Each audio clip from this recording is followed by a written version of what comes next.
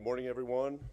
I'd like to call to order the August 25th public hearing for the City of Tampa's Barrio Latino Commission. Welcome, everyone. I'm Rich Simmons, Chair of the Commission. If you are here to present a project, you have limited time to make your presentation, so we suggest being thorough but concise. When coming to the microphone, you will need to identify yourself and your relationship to the project. The commissioners will not ask any questions during your presentation. Your project should be presented in the following order: site plan, elevations, architectural details, wall sections. Staff presents a staff report. We will then ask for public comment. Please state and spell your name clearly if you're here to speak for or against the project. Your time will be limited to 3 minutes, so take some time now to summarize your comments. Following public comment, the commissioners will be asking questions in the same order as the presentation. Next, the applicant will have 5 minutes for rebuttal. The public hearing will then be closed. After the public hearing is closed, no further testimony can be given. The commissioners will then discuss the case and make their decision based upon Chapter 27 of the City Zoning Code, Code of Ordinances, the design guidelines, the Secretary of Interior standards, Historic Preservation Development Review Committee comments, and the testimony given today at this public hearing. The BLC can only act on items that are within our specific jurisdictional responsibility. Owner agents are independently responsible to obtain any appropriate permits and/or approvals. If you haven't already done so, please silence your cell phones. And we'll start with the introduction of the commissioners, starting on my left. Hello, good morning. Chase Corley. Good morning, Ansley Blackwell-Wright. Good morning, Vivian Salaga. Good morning, Susan Klaus-Smith. And from staff today, we have Dennis Fernandez, Ron Vila, Jared Barnum, Heather Bonds, and Dana Crosby-Collier from legal. Okay, we have the minutes from the July 28th, 2026 meeting in our packet. Has everyone had a chance to review? Move to approve. Second. All in favor of said motion, say aye. Aye. Opposed? Motion carries. Mr. Fernandez with announcements, please. Good morning, Commissioners. Dennis Fernandez, Architecture Review and Historic Preservation Manager.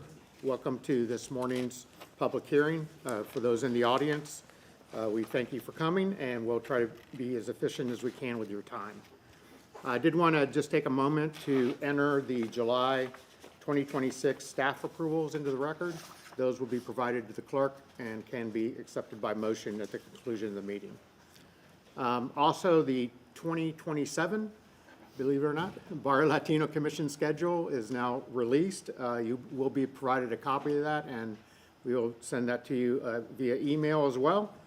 Please take a look at that. We have not changed the day or the time of the meetings, so hopefully those will work with your plans next year.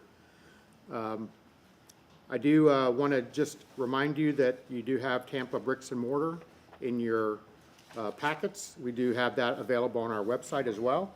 And we are featuring front porch restorations in one of the historic districts. Often this board particularly sees larger scale mixed use and commercial development, but a lot of what the staff engages in every day is just restoration and preservation on smaller houses. This one in Hyde Park went through a pretty dramatic change, and so we decided to highlight that in this month's preservation in progress, which Ron will present to you now.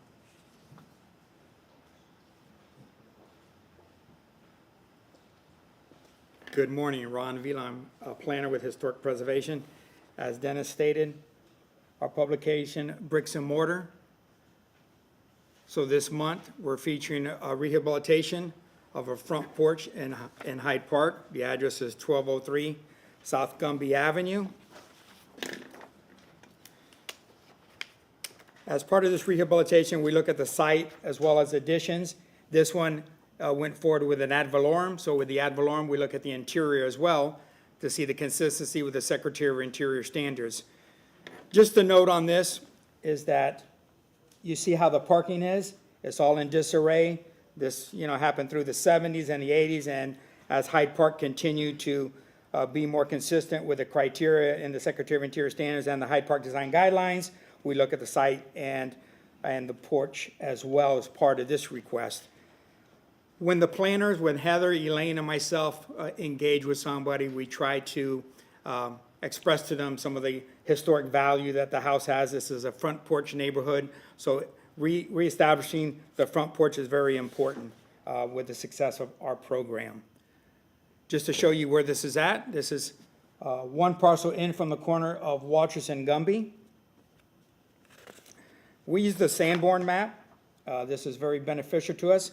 This Sanborn map, you see the property highlighted here in the red. On Gumby, there is no alley, so the vehicular access comes off the primary street. And if you look on the front, the yellow indicates that it's frame construction, and then it's hatched in the front, which indicates to us that the porch went the full length of the facade. So in re-engaging the porch into the structure, we use this Sanborn map as a tool. This was the approval. This was reviewed by the Architecture Review Commission.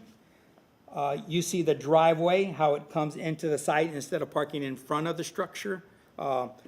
Towards the side would be more period appropriate, which this one has.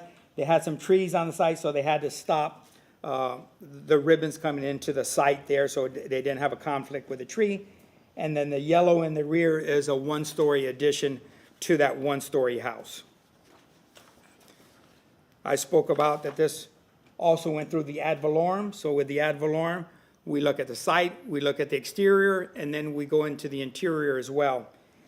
Here you see that the porch is still, this was prior to rehabilitation. You see that the porch is still closed in.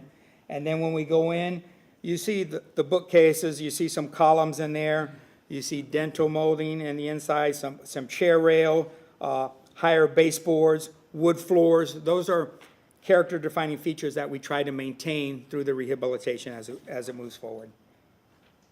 This is just some more of the character-defining features. In the kitchen, they had these built-ins here. You see the Dutch door that led to the rear that was kept. This is showing the progression of the house. It was a simple, modest craftsman-style home, probably about 1,500 square foot. So for today's lifestyle, an addition to the rear would be appropriate, and the board reviewed it and approved it. Just to conclude, this is in progress right now. This is showing that we're opening up the porch, which is very characteristic to the neighborhood, and this is a success. So after they finish this, Heather has been shepherding this project. She'll go by and make sure that the project is consistent with our criteria, and then it'll go to City Council for the ad valorem process. That concludes this portion of the public hearing. Thank you, Ron. Moving on in the agenda, we are now going to have our legal counsel address conflicts of interest and ex parte communication. Good morning, Dana Crosby Collier, City Attorney's Office. Would like to inquire if any member of the board has a conflict of interest with any item on the agenda today. None. Thank you. And has any member of the board engaged in an ex parte communication? No. Thank you very much. Thank you. We have no continuations to act upon this morning, so we will go straight to the swear-in. Anyone in the audience who's going to be providing testimony or public comment, if you could please stand and raise your right hand, including staff. Do you solemnly swear or affirm that the testimony being provided today is the truth, the whole truth, and nothing but the truth? I do. Thank you. Thank you. And we are ready to hear the first case, BLC 2600000115, and Ron will introduce that case. Good morning, Ron Vila again with Historic Preservation.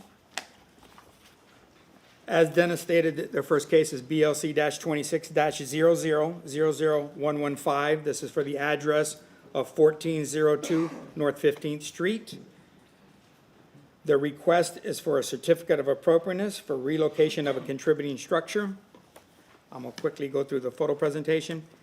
In this case and the next case, I'm going to share one photo presentation with you. If you need to look at them again, they're here if you need to get familiar with it. So this is the Sanborn map. The red indicates the outline of the historic district, so anything within the boundaries of the historic district needs to be reviewed by this board or staff. Just to show you where this is at again, it's on the southern boundary, kind of zooming in. This is the 1929 Sanborn map. showing the property in question. It was there in 1929. It is a frame construction, period building, and it's going to make the move to the northeast. I have some different illustrations to provide you with that. This is the vicinity map showing the current location, and on the vicinity map showing where it's going to go. So 1402 is going to go up the street to the north, and land over here is the home site, is what they're requesting today. This is just showing an overhead. There's some trees in question. The tree that was in question throughout this whole process is taking a different route. This board will not opine on the tree. It's going to go through Natural Resources to be relocated. And then there's a tree at the receiving site. Natural Resources has looked at this, and the site plan that you're going to look at has been approved.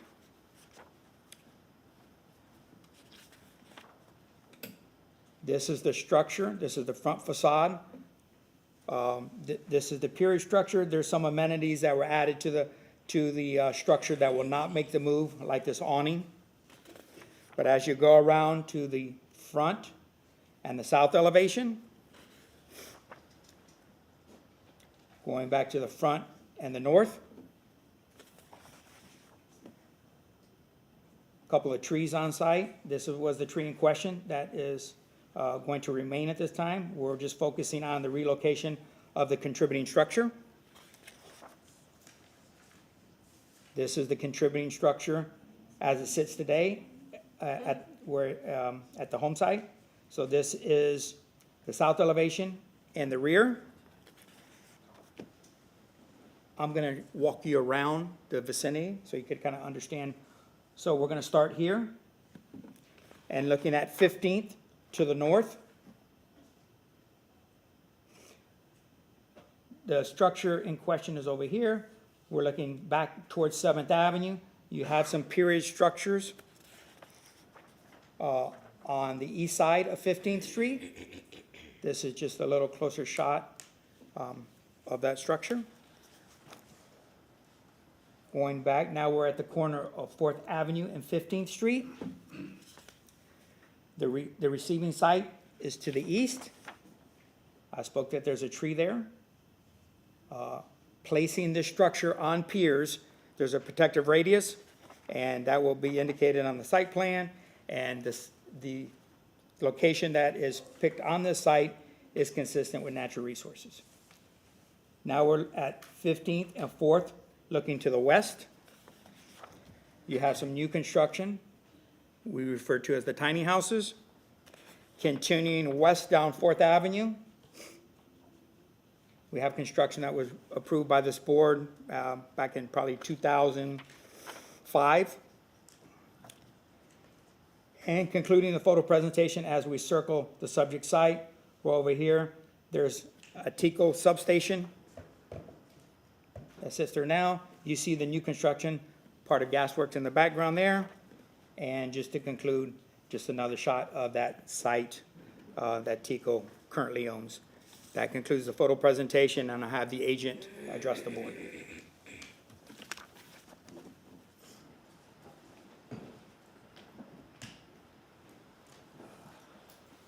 Good morning, Commissioners. Graham Terrell, representing the Gasworks Development. We have a small presentation here. Just pull that up. I think Mr. Vila did a nice job there of explaining the sort of the site and its sort of surrounding conditions. What I wanted to do was just provide a little bit of background also on the previous Gasworks entitlements that we received here back in 2022. So this is part of the Gasworks Master Development Project. So we brought this through, let's say, in 2022 to this board and obviously ultimately to City Council. The rezoning was to a planned development alternative that includes design guidelines, and that was always intended to provide a certain level of flexibility, not knowing exactly what was going to go on these sites as and when, the time we got the approvals, but as the market and as the development continues, now we're starting to understand better what works and what doesn't. So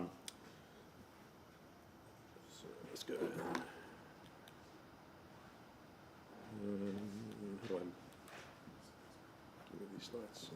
That'll work. Okay. Thanks. So when we took the PDA through, there was a lot of discussion about massing. Obviously, what's interesting about Gasworks is the north portion is in the historic district. It transitions south, and ultimately the southern edge is along the Selman Expressway. It is much closer to the Channel District. So there's sort of a interesting sort of dialogue there between the small buildings in the historic district, the larger buildings in the Channel District. And we spent actually a lot of time with this board, with the city council, with the planning department, really talking about how that transition should happen. So this diagram was included in those design guidelines. This just shows that this lot, which is kind of an interesting lot, of course, because it's one of the few in the Gasworks project that is a half lot. It's not an entire parcel because of the TECO substation. But the treatment here was to really use it as a transitional site, being that it was in the historic district. And the other part that's really important to understand with the design guidelines for Gasworks is that really the intent was always that everything was built to the street, right? It was intended to be a very high-density urban development where everything is kind of zero. I think we had 0 to 6 feet of property line. So what that means is the buildings really are intended to fill the entire site. This is actually the memorandum of approval that we received from this board back in 2022, and there are two important things to note as it relates to the E5 site. The first is that there was a height limit placed on the site, 65 feet, and again, that was all part of that discussion about how things should transition. This was sort of taken into account buildings that are, already in place in the historic district, and as we move slowly towards buildings that are 100 plus feet in the sort of interim condition, and then ultimately true high-rise buildings that are over 25 stories on the southern edge. But the other important part as it relates to this site is the contributing structure. So the contributing structure is the only one within Gasworks, and the approval here was kind of discussed, and we made the commitment to relocate that building within the historic district. At that time, we didn't know where that was going to go, but we were ready to commit to keeping the structure within the district. Fortuitously, we have a site right across the street. So we think this is actually a really unique opportunity because one of the things that, obviously as Ybor is developing, finding these lots is becoming harder and harder. More importantly, finding a lot that's actually like a corner lot, similar in condition, and has similar context is also very, very hard to find. And then finally, just from a logistics point of view, obviously moving a building, the further you have to move it, the harder it gets. So we already have a parcel across the street, has 2 historic homes already located on it, but it has an empty lot. It has a missing tooth, if you will. And as I said, if we go back in time and look at the photos from the past, what you'll see is actually there were 3 houses on this site. So back as recently as the 80s, there were houses. In fact, you can see on this photograph, there's actually houses that entire eastern side of the block. And if you go back and look at the records, they're all built around the same time, 1915. So in terms of a context, obviously this site is extremely appropriate because what we're doing essentially is we're taking a house built in the same period and we're essentially moving it across the street to where there was a house located there. Really up until, we think, looking at the aerial photos, it was probably demolished sometime in the late 80s, before 1991. And then, as I mentioned, this lower photograph shows the receiving site. Today we see this condition throughout Ybor where there's just sort of empty lots here and there. And obviously, as not just Gasworks, we're creating a different type of development. It's mixed use, it's urban, it's new. But I think part of the spirit of that, also with Darrell Shaw's vision, is to really bring Ybor back to its original, heyday, if you will, when all these lots were filled with homes, with buildings, and really as the whole district starts to improve, we're hoping that we'll see more and more people adding new homes to these lots. But this is an opportunity to do that with a contributing structure. And then finally, this is an image of what that will look like once the house is moved. As I say, the move itself is relatively straightforward. It's within the same block. It doesn't require a lot of street closures. We've already engaged with TECO, and we've got clear path with the utilities. So I think in terms of moving a house of this nature, it's about as simple as it could be.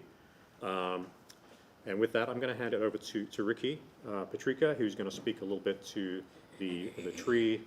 We have a tree obviously at the site today, which we've talked about already, and then we have a tree at the receiving site. So Ricky's just going to explain how we're going to make sure those are well protected. Ricky Patrica, 308 East 7th Avenue. I've been sworn.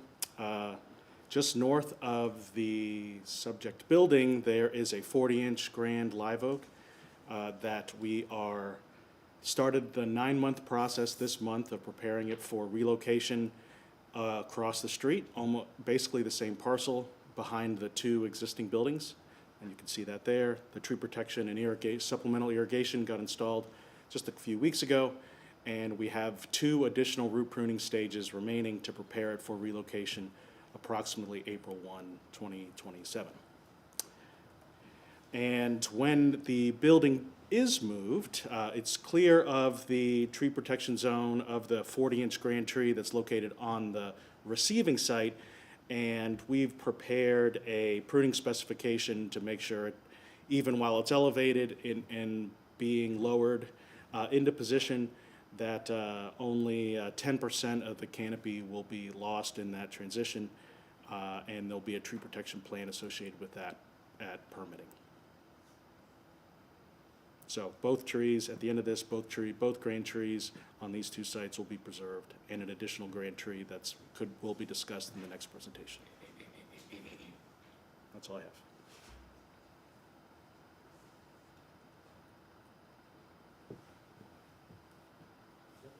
Thank you. I'll conclude. Yeah. So we're nodding to me, then that concludes our presentation. So please focus on the request for BLC 26-115. This is for the relocation of the contributing structure. There is some information that needs to be discussed this morning. I know that they have a site plan. I've been working with them. The site plan should be shown to you this morning, and setbacks discussed. As they're moving the structure, there's no variances. They can accommodate parking on site. On your staff report, on page 4, section 2799 deals with the relocation. So there's some criteria questions that should be addressed this morning. As they move forward, there's some conditions. But before we get to the conditions, is that staffs find that this request is consistent with the Ybor City Design Guidelines and the Secretary Interior Standards. Some of the conditions that are shown on page 5 is to demonstrate the soundness of the structure, that it can be relocated, and I know that they have engaged with a mover, and they have a contract, and I'm sure that that will be discussed in a little bit, that the driveways and the drive aisles traditionally were concrete, and they should be shown on the site plan. As part of the relocation, the cadence of the piers and the material of the piers, you're picking it up, you're relocating it, you're setting it there. So after they set it there, if approved, what's their long-term plan? Is their plan for rehabilitation at this time, or if they're gonna mothball it and come back at a later date? The illustration that was just shown, that they opened back the porch. So that's the first time I saw this. So further discussion on that as well. And then once you pick up a contributing structure and you relocate it, it loses its contributing status. So as a condition, if this is to move forward, it should be conditioned that the structure come back to the Historic Preservation Commission, the HPC, to reestablish the status to be contributing. That concludes my portion. I'll be here to answer any questions. Thank you, Mr. Vila. Is anyone here from the public wishing to comment on case number 26-000115, which is the relocation of a contributing structure only?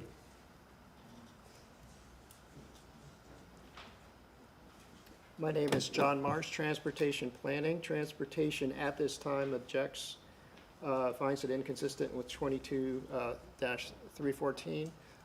We have worked with multiple staff members on this project. There have been informal discussions on a driveway solution, but as of this morning, there has been neither a updated site plan uploaded into Acela, or has it been recirculated for us to re-review. We have worked with them on meeting the one-car parking requirement on a driveway to the east side of the property line off the east-west street. To the north, they would need a design exception transportation. So we would like to reiterate that any condition be contingent on transportation being able to give a formal re-review, and that they complete the design exception transportation for a flare reduction, as we have requested several times. Thank you.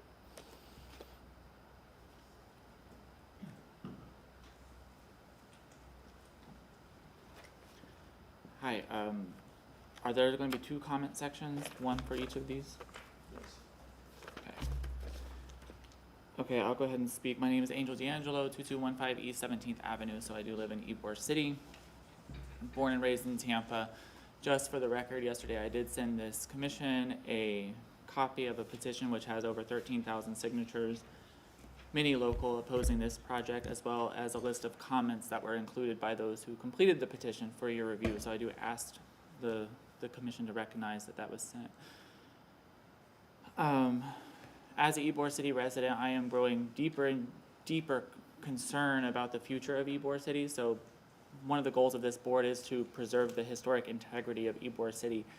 And it really is on its last legs for that. It's becoming more and more corporatized. I mean, I joke that the downfall began when the 7-Eleven got there, but we were able to have many small businesses thrive and coexist then. But as we continue to develop upward, and it becomes more and more difficult to access for the people that made Ybor City what it is, which was the working class at one time, the cigar city.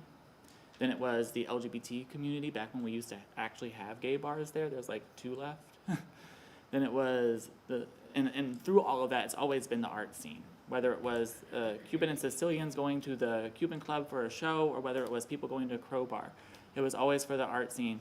There are plenty of places in Tampa available for big ticket entertainers. There's Benchmark International, there's the amphitheater, there is whatever the Sun Dome's called now. There is so many other places that big tickets can fill stadiums. We don't need an additional one in Ybor City. There's not very many spaces for the local mom and pop artists to come, and that is what the culture and character and history of Ybor City is. Ybor City is what makes Tampa different. Otherwise, it is the same. People don't come to Tampa and say, let's go to downtown. Downtown may have nice amenities, but that's not why people come to Tampa. They come to see something unique. And Ybor City offers that, whether it's a ghost town tour, whether it is local art, whether it is a drag show, that's what people go for. And it is the working class that makes Ybor City what it is. I understand that Live Nation is claiming they're going to bring several jobs. Hopefully they can afford to pay it after all the payouts they're going to have to do for their being determined to be a monopoly or whatever the case may be. But instead of supporting a corporation trying to corporatize a historic part of the city, which you cannot do, why not just support venues that are small, that suffered through the pandemic, that have not recovered, and create an opportunity for the local art scene to thrive? We don't need corporate to come in and do that. We don't need a corporate office for the local art scene. We can continue to do that ourselves and let it be what it is. So I'm asking this board to really consider, when we talk about upholding the integrity of the history of Ybor City, I don't remember any point in Ybor's vibrant history where there was a corporation there. Someone said it the last time, we might as well turn the Columbia into Applebee's. I don't want that. Thank you.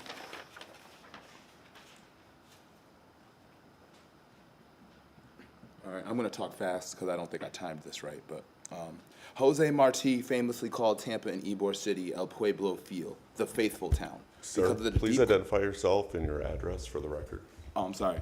Dennis Lemmerman, and I live on 24th Avenue. Do I get my time back or no? All right. Jose Marti called it the faithful town because of the deep dedication and support he found among the local cigar workers for Cuba's independence. I think of the history of the Cuban Club, where immigrants were denied access to health care, housing, and living wages, could come and see educated doctors and lawyers and be treated with dignity by people who understood. Fast forward to maybe 10 years ago. Ybor City was still a place for us, expanded from its Cuban roots to include all of the working class, the artists, the entrepreneurs, the teachers, the bikers, the city workers, the service industry, and the everyman, local businesses that served local people.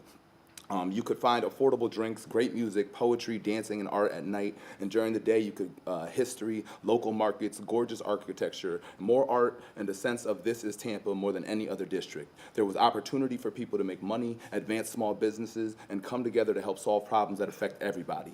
The diversity was palpable. The opportunities seemed endless. The Orpheum offered opportunity for young artists to get on big stages. The Crowbar offered its prestigious stage for the community countless times to rally for causes and families that are from here. Nana's Cafe came along and gave the community a true healthy alternative.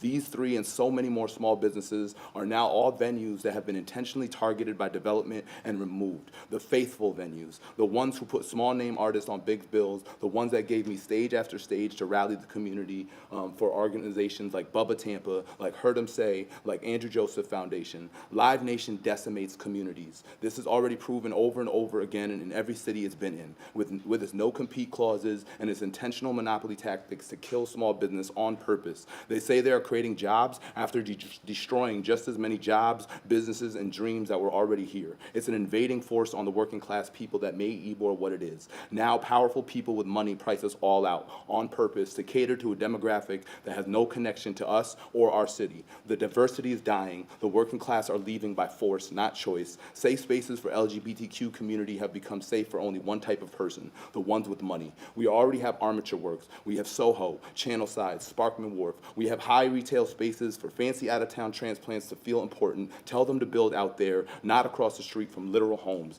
Here's an entire community of working class people who just want one thing for us, the one district that has always historically been for us. Here you all sit, the Barrio Latino Commission, tasked with preserving history and culture, holding the only power that we have to stand up to this juggernaut, to tell them no, that Ybor, out of all the districts, will continue to be preserved for the history that made it what it was. I simply ask that you all live up to the name that Jose Marti himself has given. Be faithful to the city, be faithful to the culture, be faithful to us. Thank you.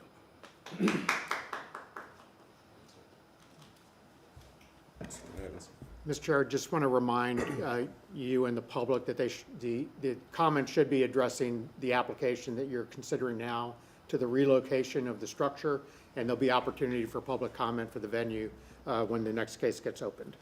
Thank you. If anyone else would like to comment on case number 26-000115, which is the tree relocation, please come forward. Seeing none. We can start with asking questions of the applicant on their presentation.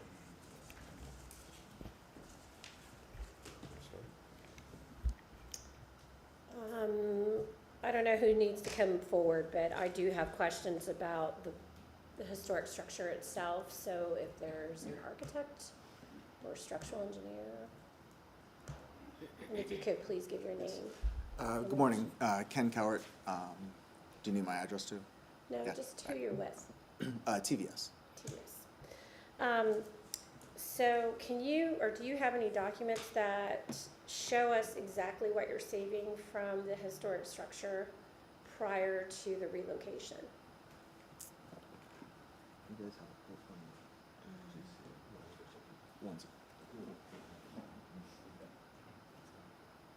Yeah, I think I can address that very material again.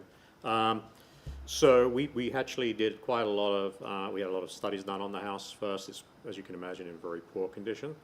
However, we have engaged a licensed moving company, and essentially what the idea is that I think Mr. Villa mentioned there are certain elements that are non-historic that would be removed first. The building then would be fully secured and then relocated in whole to the new site to be placed on piers. You're saying all the right things, but we need documentation of what you intend to actually maintain of the historic property. Okay, I mean, We the intent is typically to will maintain the entire structure. We'll typically see plans, and that includes both the moving plan, but what you're retaining and how you're protecting it. So,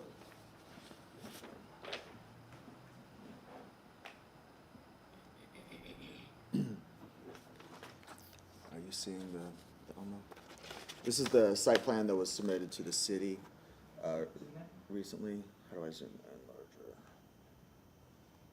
There you you can see the location of the house. The two houses that are next to ours on parcel B are actually encroaching on the right-of-way. So we are putting this house as close as we can, right on the right-of-way on 15th. And then we are locating 4.9 feet south of the right-of-way to the north. That's a request in order to maintain a visibility triangle from the intersection. You can see at the end is a permeable paver driveway, 20 foot by 9 foot for a single car to meet with transportation. We're still working with transportation on the final design of that driveway.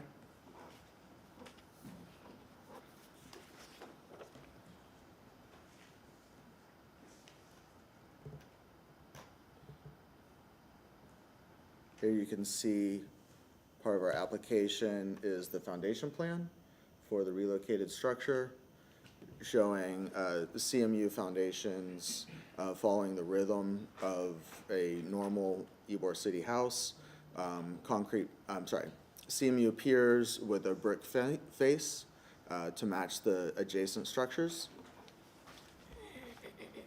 This is what we have to date, and then we'll include all the extra information with the permit drawings for the relocation at that time. You have any other drawings? Not at this time. Okay. Do you have a structural engineer report for the existing structure? There was an indication that it's in poor condition, but how do we know what condition it's in? It's uploaded to Acela. It's uploaded to Acela. It's uploaded to Acela. I'm sorry, but I didn't see it when I reviewed the documents yesterday, so is there any report today that can be presented? You don't have it with you?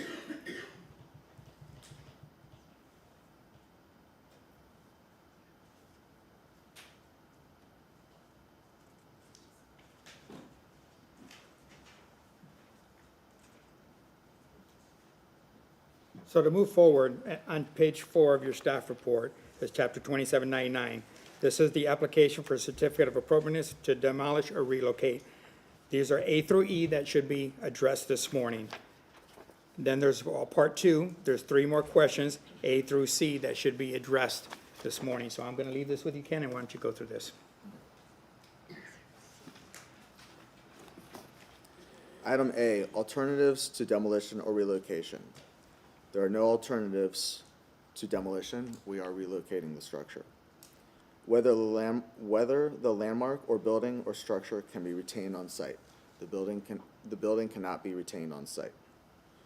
Whether relocating the landmark or building or structure is appropriate and feasible. It is feasible and it is appropriate as we're relocating it to where there once was a home, and it will continue the fabric of the city in that intersection. Whether demolition or relocation is justified as an economic hardship. The relocation is an economic hardship.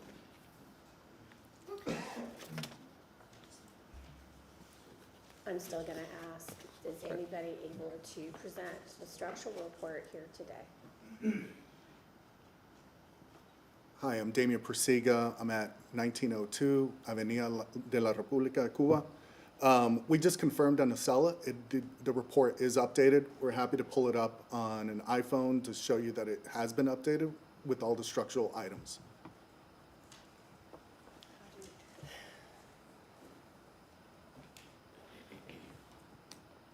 Let's go ahead and continue with questions for the applicant. All the order here. Any questions for the applicant? No, I do not at this time.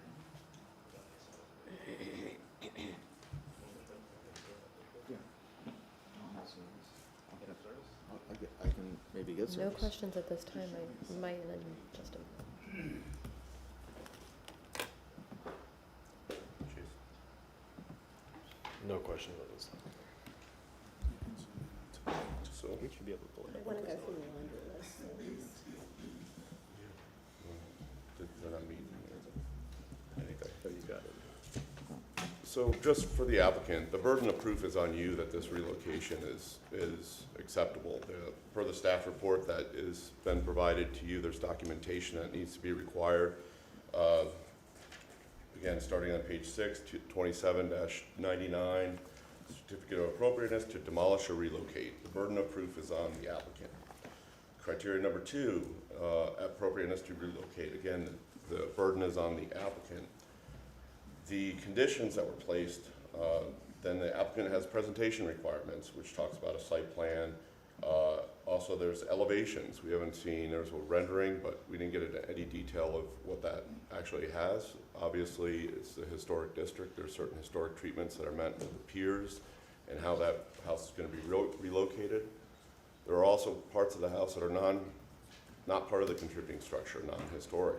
Are they staying or are they being removed? And then there's about 10 different conditions placed by staff on you to discuss at this presentation, which have not been addressed. So, Go ahead. Sorry to interrupt. Here, we just put up on the screen the assessment report that's on Acela.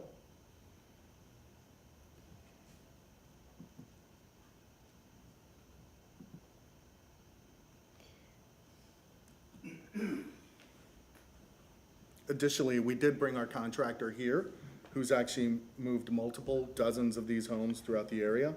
So he can actually discuss how this house will be reinforced to make sure it'd be a safe and structurally sound relocation.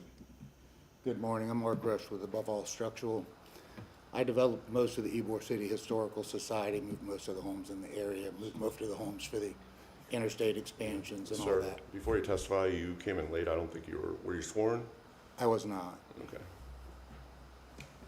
And if I might add, if anyone else arrived after the swear-in and wishes to speak this morning, if you would go ahead and stand up at this time and be sworn. Do you solemnly swear or affirm that the testimony you provide today is the truth, the whole truth, and nothing but the truth? I do. Thank you. No problem. So I did inspect the property, and the property is in pretty bad shape. Foundation's failing in spots. There's some additions that have been added, as you mentioned, that are in very rough shape that need to be removed.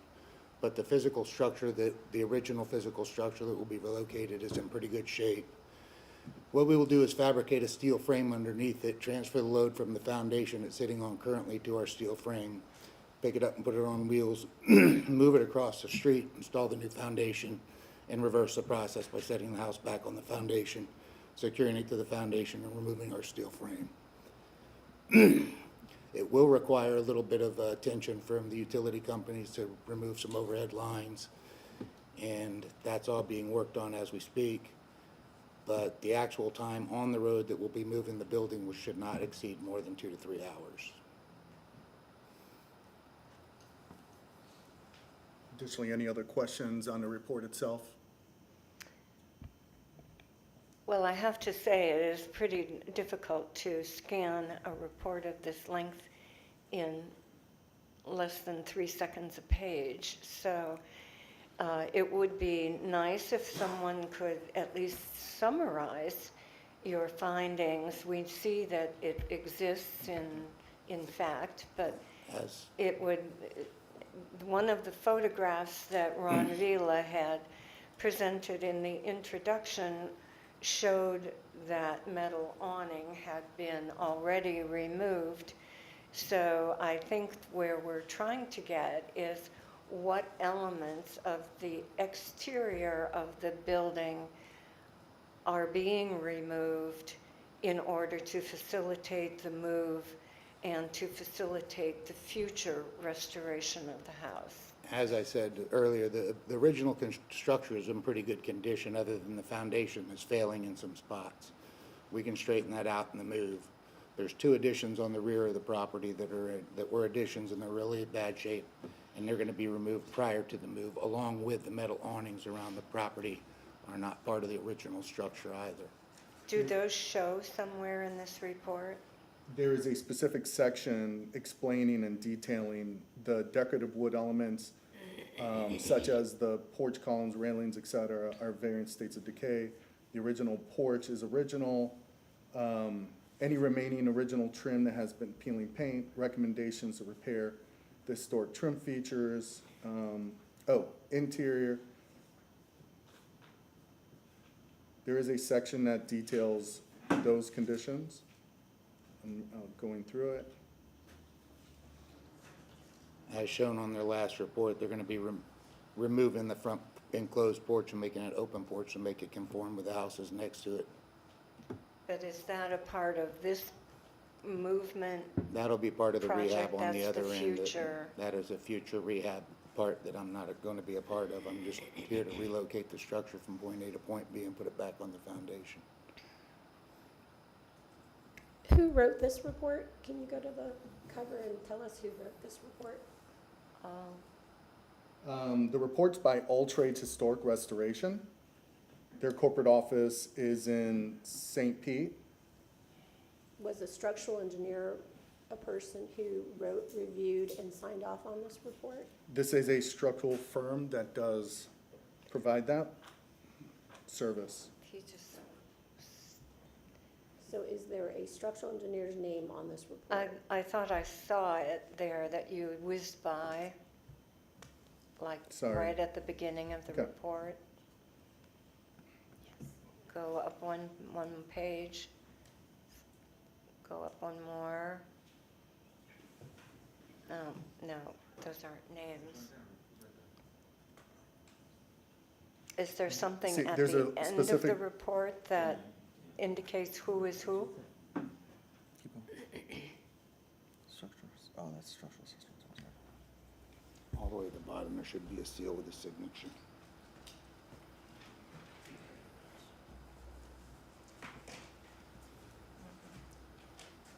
Okay. Well, I think we have a pretty, I don't think we're going to ask any more questions at this point in time. It appears that the application is incomplete and it's missing significant documentation that's required and outlined in the staff report. We can give you a couple minutes to rebut and try to plead your case, but we're going to go ahead and close the public hearing and move forward. Want to summarize any comments? Yeah, we'll take a few minutes if that's okay. To us?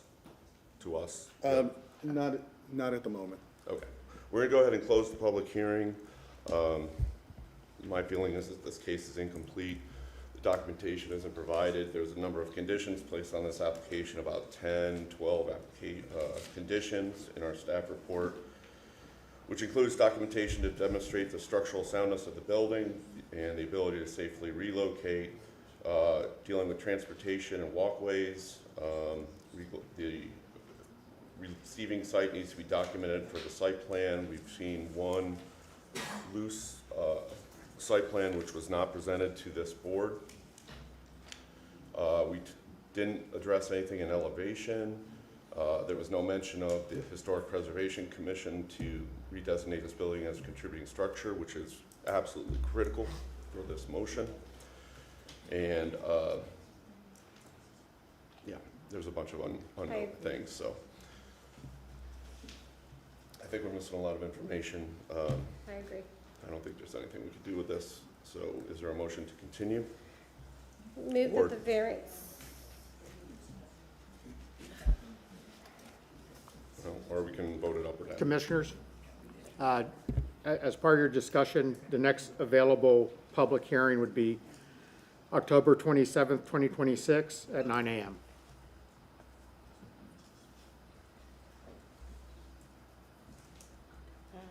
27th.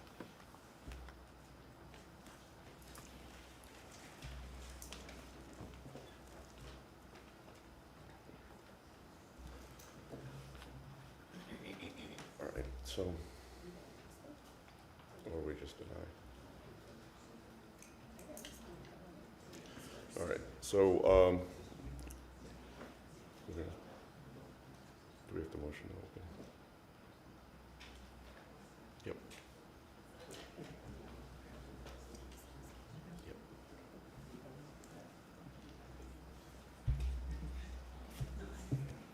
The applicant does concur with the continuance. thank you. Move that the variance request, oh, sorry. Yes. Hold on, thought I had it right. Continuance. Where's this variance? Is that this even? Front page. it's not a variance. Hold on. Okay, sorry. Sorry. Move to grant a continuance in case BLC 26-00000115 for the property located at 1402 North 15th Street to October 27th at 9 a.m. in Chambers, 2026. Second. All in favor of said motion, say aye. Aye. Opposed? Motion carries. Commissioners, that being said, since the relocation was the pivotal component of being able to move forward with the next case, that is also going to have to be continued. I have spoken to the agent, and they are affirming that October 27th, 2026 at 9 a.m. would be acceptable for that continuance as well. Okay. And that's,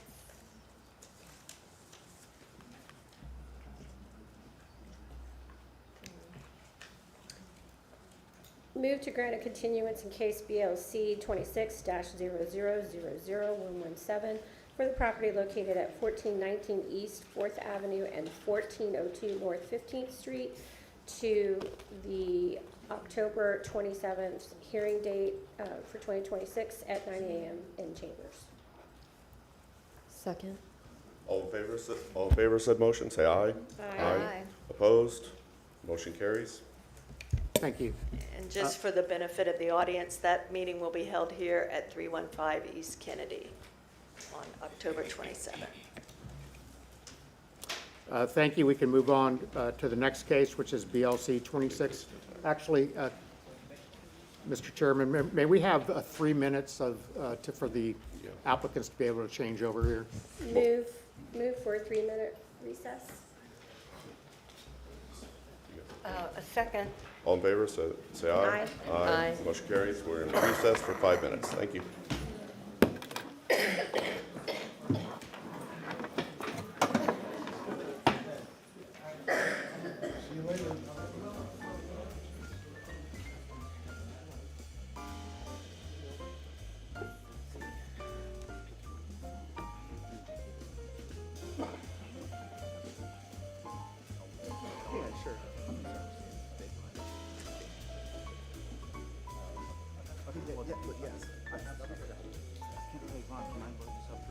Just to see if it's in there. Yeah, no, that's why we took a recess. Yep.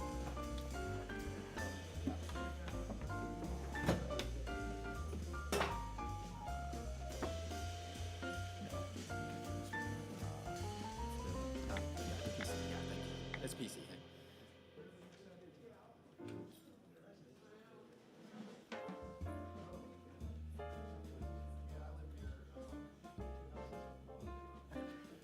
Yeah, I got it. I appreciate it, man.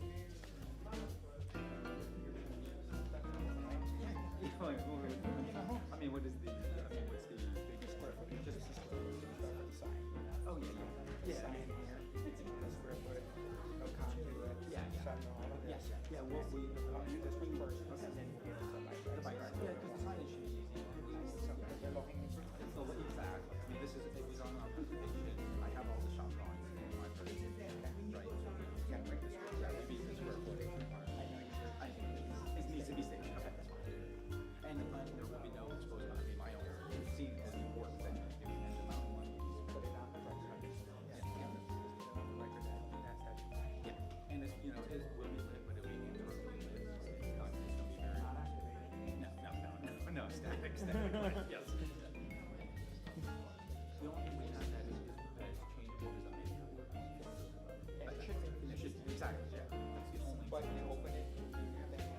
Exactly, yeah. It's actually, yeah, I don't know, no, I think it's actually like just a little display, is that okay?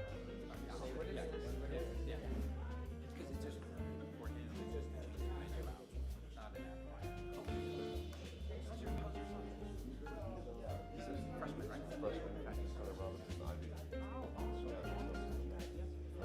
Yeah, Henderson's good. He's helped. Yeah, playing cross country.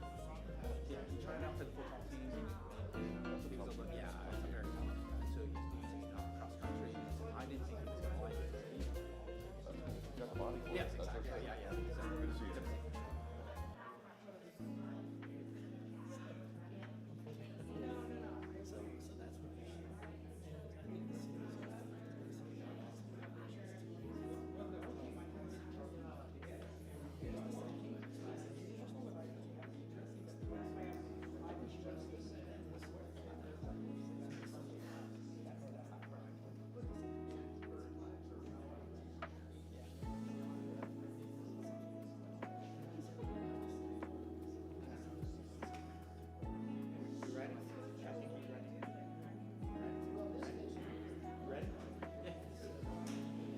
Hang tight.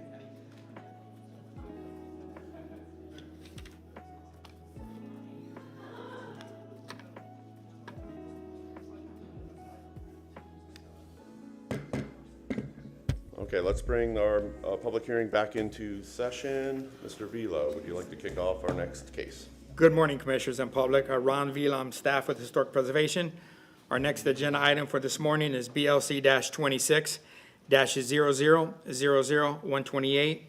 This is for the address of 1901 East 7th Avenue. The request is twofold. It's for bike racks and for signage. The building is a contributing structure that dates back to 1905 and is in the YC1 zoning classification.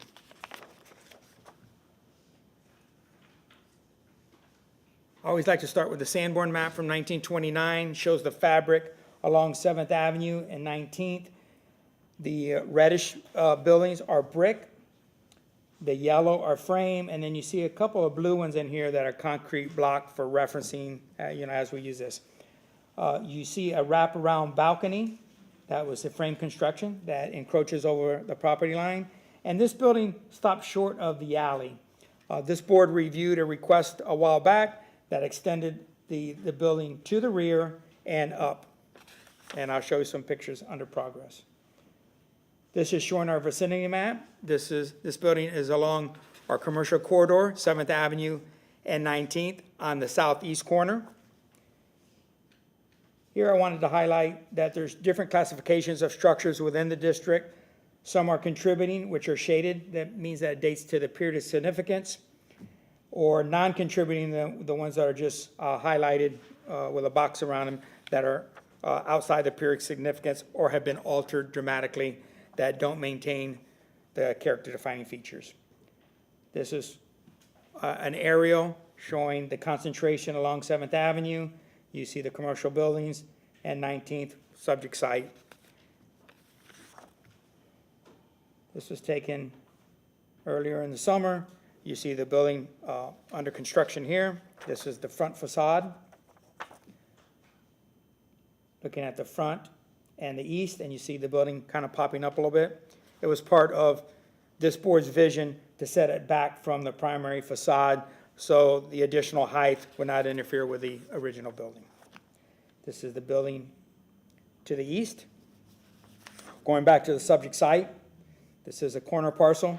You see the balcony re-engaging into the project and the lower level, the pedestrian walkway. Just a little bit farther to the south down 19th Street, you see the new construction peeking out in the back.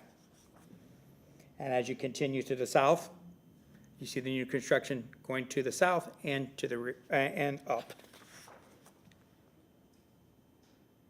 Showing the engagement of the balcony.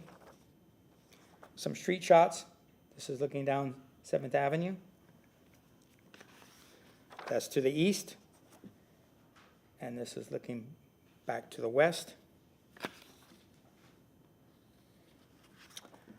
We have some period structures across the street to the north. This is looking down 19th Street to the north. 19th Street to the south. And just to conclude with, this is another period building contributing structure. This is 7th Avenue and 19th. This is to the west.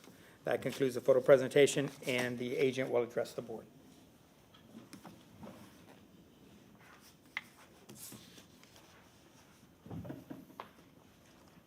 Hello, my name is Andrew Matson. I'm at 1907 East 7th Avenue. I'm the architect for the project, and I'm going to make my presentation for our signs and bike rack. Okay, so as Ron had stated, we're actually asking for two requests. It's building signage and then the bicycle racks in the city-owned right-of-way. There's 3 signs that we're asking for. There's 2 under the canopy signs. 1 blade sign on 19th Street, and then a menu board for the restaurant. So I'm not sure if you're familiar, we had asked for a presentation, or in the past, we asked to renovate the building. So the first 2, the historic contributing structure is a venue. The addition on the 3rd floor and rooftop is a restaurant. They have 2 distinct entrances. So the venue is on 7th Avenue, and the restaurant space is on 19th Street. So that's why we have the request for the different signage. Oops.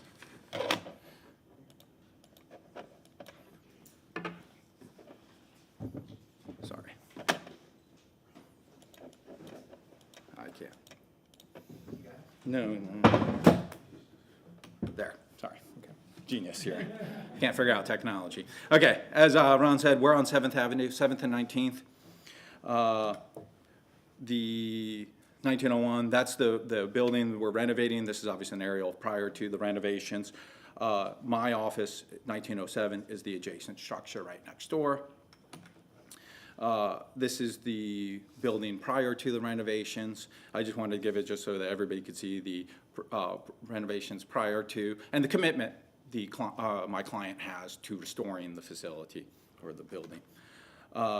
There's in the existing, was the old Blind Tiger, and before that it was actually my office. So the renovation, this is the current under renovation. We're going through a lot of work. The owner is actually committed to even the restoration of the existing windows. He's hired Austin Historical to renovate the existing storefronts, both on the 1st floor and the 2nd floor within the contributing structure. Just the existing renovation. So the front facade on 7th will have the entrance into the venue. On 19th will be the entrance into the restaurant space, which is the connector piece. So that connector piece, that 3-story glass connector that differentiates the new addition from the historic contributing structure, that's the entrance to the restaurant. So we need to make a distinction between the 2. And they are separate facilities. So the signs requests are 2 blade-mounted, or not blade-mounted, 2 under canopy signs, hanging signs off the balcony, which are number 2 and 4. They mark different entrances into the facility. 5 is the menu board for the restaurant, so people coming on into the restaurant can make a determination if they want to eat there or not. And then the 3rd is number 3 is the blade sign for the restaurant itself. These are the locations of the signs and the logos. This is actually the shop drawings from our sign vendor for the project. The signs do meet all the square foot criteria for the district. They're going to be internally lit. They're not changing, so they're just going to be internally lit. We'll hide all the conduits, all the electrical, so you won't be seen within the space. This is the blade sign, just the hanging signs in front of the space. the menu board. It is going to be a digital menu board so that his chef can change out the menu without having to do much effort to the restaurant, the menus. Previously, there were 3 hanging signs on the building. It's hard to see in this photo, but there's one right here, and then there's 2 on 7th, and right there, the highlighted red. We're also asking for a painted sign that is painted on the facade of the brick contributing structure. It is right in the corner of it, and it's going to look like this. It's just another logo for his venue, space, and restaurant. And basically, the neighborhood has a lot of painted signs in the neighborhood. So this is one over on 7th. Carmine's has their advertisements for their restaurant. Blind Tiger has their signage painted on their building. Another Carmine sign. This is across from Tropicana. One on the furniture over on 22nd or I think it was 25th, 21st Street. And historically, there's always been painted signs in the district. So right over here, painted. Again, on 7th Avenue. There's just a lot of historic precedents for painted signs on the building. And more importantly, this is a photo of our building with the sign, where he wants to paint the sign. So it used to be Tropicana, the Cuban sandwich. So this is kind of where the sign will go. When the sign was removed, the brick was very damaged. So part of it is to put it back to the way it was, but with his sign for his restaurant and venue space. The second application is for bicycle racks in the right-of-way. So we have 6 bicycle racks. We had to separate the bicycle racks. They originally, in the original proposal, they were all going to be grouped together, but the city is implementing a new pedestrian crosswalk connections throughout 7th Avenue, so we had to kind of move it to meet it with the right-of-way. We've already received right-of-way approval from the city to install the bike racks. So they are approved in the locations that are shown. The reason for the angle on the bike rack is for our vehicle clearance, the visual triangles. Just wanted to point out that the building has, or the 7th Avenue has bike racks across 7th Avenue. Here's one in front of Market. Our building had 2 bicycle racks in front of it.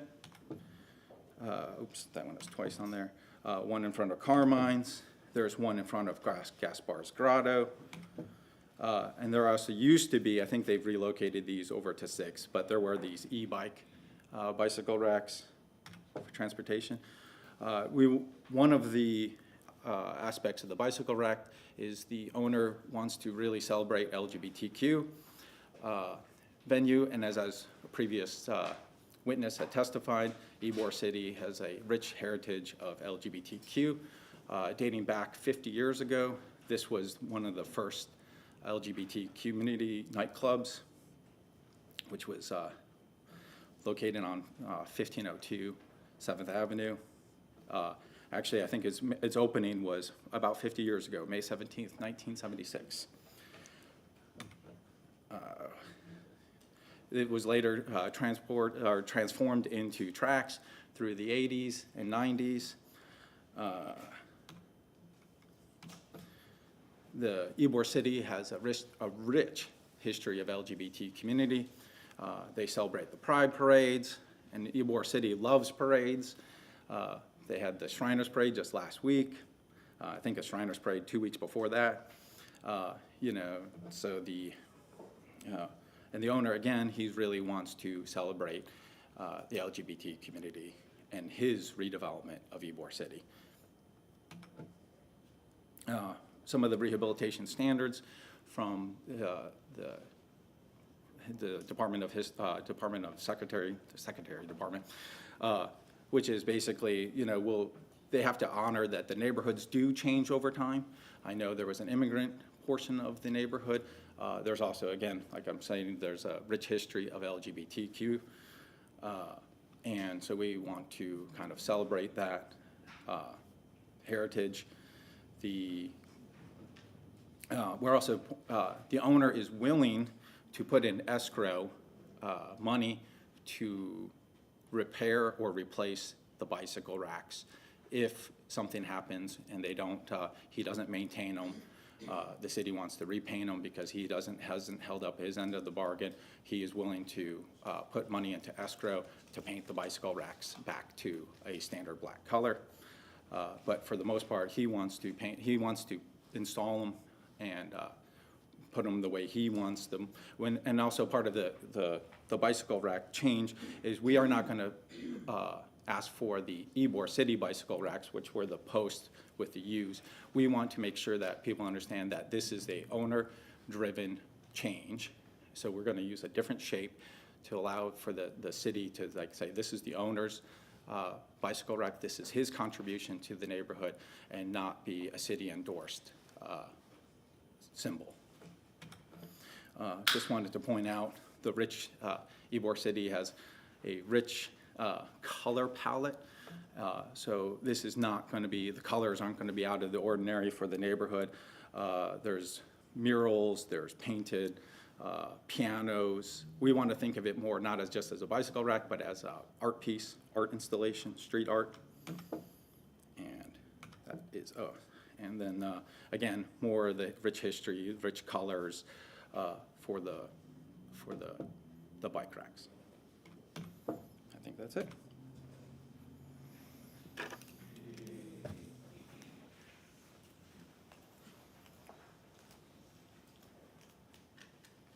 Good morning, Ron Vila, planner with Historic Preservation. As we stated that this request has two legs to it, dealing with the first part, the signage, which he elaborated on first, that the signage, the proposed request for signage is consistent with the Ybor City Design Guidelines and the Secretary of Interior Standards for rehabilitation. We had put some conditions on page 5 of the staff report that the square footage be submitted today, that he submit some some shop drawings as well, so you could evaluate what the request is, that no conduit should be visible, and to start the encroachment process. Anytime you have something that goes over the property line, you have to start that encroachment process. There are 3 letters that are in your packet to follow along for both the requests, I believe. So you could take these one at a time. I'm going to give the staff report, and then I will address any concerns that you have. The second request is for the bike racks. The proposed project for the bike racks is inconsistent with the Ybor City Design Guidelines and the Secretary of Interior Standards. We had referenced the standards and the guidelines on page 79 of the Ybor City Design Guidelines. Talks about street furniture in general, that the design and building materials of such furniture should be unobtrusive and in keeping with the design elements that are presently in the district. What I did to share with you this morning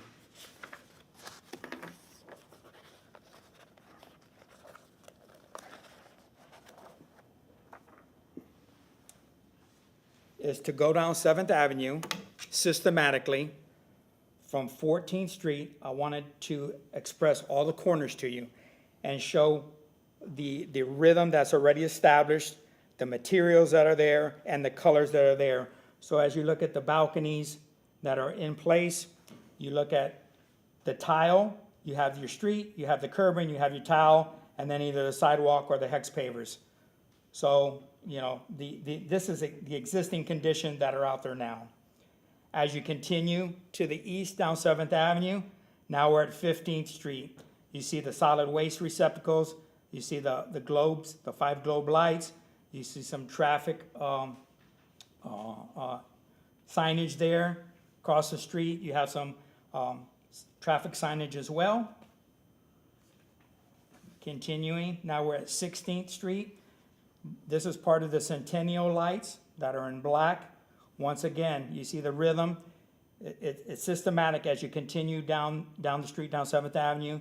Street, curbing, the tile, and then the sidewalks. solid waste receptacle, some signage here telling you that it's the speed limit. There are some sidewalk cafes in that area that have been reviewed and approved. That's temporary in nature. This is at 18th. 5 globe lights, solid waste receptacles. Same thing, you have some benches as well in this area.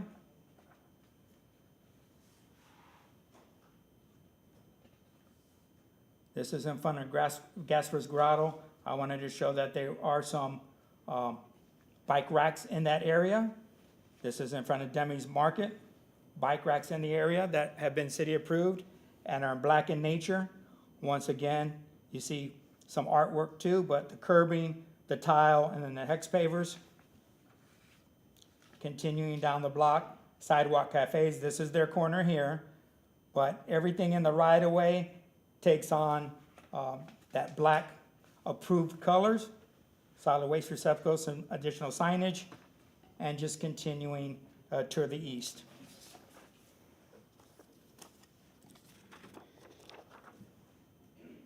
This is 2023 on Google. This is what they had in front of their place before rehabilitation. There's a kiosk here for signage, but you see the rhythm here. They were bike racks here and here. So if bike racks is their inspiration, we have bike racks that have been approved by the city. This is a plan that was approved as it came forward. It shows once again that rhythm from the street to the bulb outs, the parking, and the different materials that have been approved in that right-of-way area.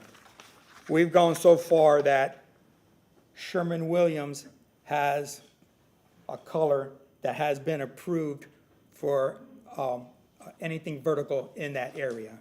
So that concludes my synopsis of what's out there now. I just tried to provide you with a finding of fact of the current condition, and I'm here to answer any questions.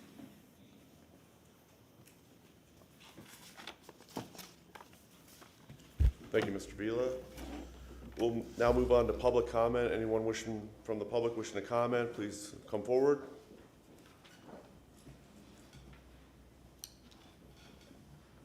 Good morning. My name is Richard McIntyre. Did I have to provide an address? Is that the first time speaking for public comments? Sorry, there, I don't see the microphone. Anyway, I'm a lawyer in Ybor City. I moved my firm to Ybor City 3 years ago at 1228 East 7th Avenue. We also took over the old Frankie's Patio, 1920 East 7th Avenue. I serve with Mr. Simmons on the CAC board, also on the board of the YCDC. My comment is, we spent a lot of money developing 1920, bringing it back from a bunch of businesses that weren't accretive to the community. 1920 is not something that fits in with the historic elements of the barrio, but it's something that brought a lot of people to Ybor City in the 90s, including myself, and was very successful for a period of time. The 1900 block, I'll suggest, having been there for the last 3 years, is relatively low volume in traffic. Stone Soup failed there. Stone Soup, and then the successor failed. It's got a lot of businesses that haven't worked out, and we have trouble getting traffic there. We have the benefit of a new developer who's come in, a landowner who's come in. He's going to invest an incredible amount of money to revitalize the southern part of that block, the 1900 block. And to the extent that he wants to put a little statement out there with the bicycle racks and express a little individuality, I don't think that's a bad thing. I think that's a good thing. I think Mr. Vila does a great job in maintaining some uniformity. You can't have just chaos in terms of the flow, but I don't think a little individuality here and there, particularly with a bike rack, which I don't really see the bike racks used at all. Maybe something to accentuate the bike racks, maybe get people down there during the daytime using the bike racks. A little bit of color on the sidewalk wouldn't be a bad thing. We'd be very supportive of that, and we're very supportive of what he's doing in general, because we need people coming down to Ybor City, enjoying it, spending their money there, so that those buildings can be maintained, so that the historic aspects of the businesses can be maintained. And frankly, if you don't allow people to come down and put their own fingerprints on a little bit if they're going to spend their money, I think you dissuade that. And I don't think that's what Mr. Vila wants to do, and I don't think that's what this board wants to do. If it was something outrageous, I would be standing up here in opposition, but if the person wants to put up some nicer bike racks and they'll maintain them and they'll paint them at their expense and even go to the expense of putting money in escrow to guarantee that they'll be maintained. He's using AI architects, which, not cheap. I've used them in the past. That's not my time. Anyway, if he's willing to spend the time and money to do things the right way and redevelop that block in a creative way to the rest of the business owners and Ybor City in general, I think we should support him. I don't think we should stand in his way. Thank you.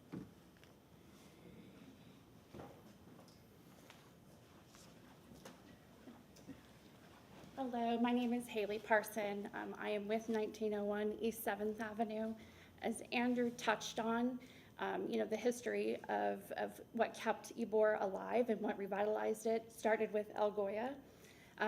Into the 70s and 80s, there was nothing around here. And speaking to somebody else, it was almost like a bowling alley. I get and I respect that a lot of stuff is black in Ybor, but the word black is only used twice in your design guidelines. In fact, it refers to the asphalt and the pavers. Businesses in Ybor, and I talk to a lot of them, our tenants, they're struggling. Things like Pride Parade and different events there is a huge economic bolster for the community that's struggling, that needs that money. We are committed to making Ybor amazing and being good stewards of it and respecting it. I hope you see that when you look at those pictures of what we've done with the Scazzari building. And we are asking, for this consideration of putting the rainbow bike rack. We've done everything we can to consult with Vision Zero, the right-of-way department. The only thing that we're really fighting at the moment is the color. And I get that that looked very black as you walk down the Google Maps. But if any of you walk through the street with me right now, you would see color everywhere. At 1920, right by the sidewalk, are two colorful pianos, basically in the right-of-way. So we just ask that you consider, make an exception for this and understand that the guidelines aren't really defined on this, and Sherwin-Williams isn't adopted into there. So we just ask that you support it.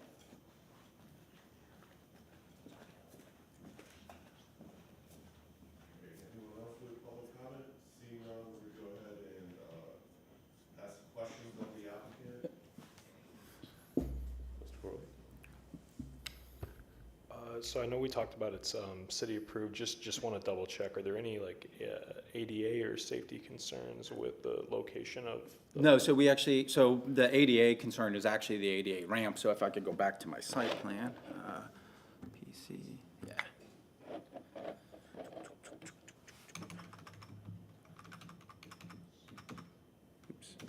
There it is. Okay, so originally there was the ADA access was on 7th, but it was going towards, along 7th, right? So you would have to go down the ramp or the curb ramp, and you would go to Acropolis. They have now, the city of Tampa has implemented new crosswalks to actually do all four corners. So this corner right here will be installed by the city of Tampa to get ADA access across to where Zydeco used to be.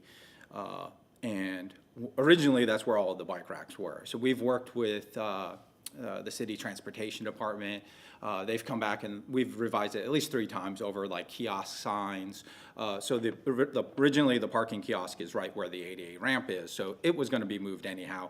And we're proposing to relocate it closer to the parking, which is street parking. So I don't know if you guys remember or know that all the street parking is paid parking, all the free parking is now in the back, the kiosk is right there. So we relocated the kiosk closer to the parking spaces. There's an existing the globe lamp that we are maintaining. The trash can is on this side. We just relocated the trash can to the other side. There's a tree there. The trash can is actually right there right now, but when we did the application, the trash can was on the other side. So we're just kind of separating the 3 bike racks into it. And again, we want to be very specific or be very cognizant that we don't want to make it look like the city is endorsing this. That's why we chose a different style bike rack, right? So that the owner can, have his touch on the neighborhood, and then it gives the city ability to say, this is an owner-driven thing, not a city-endorsed thing.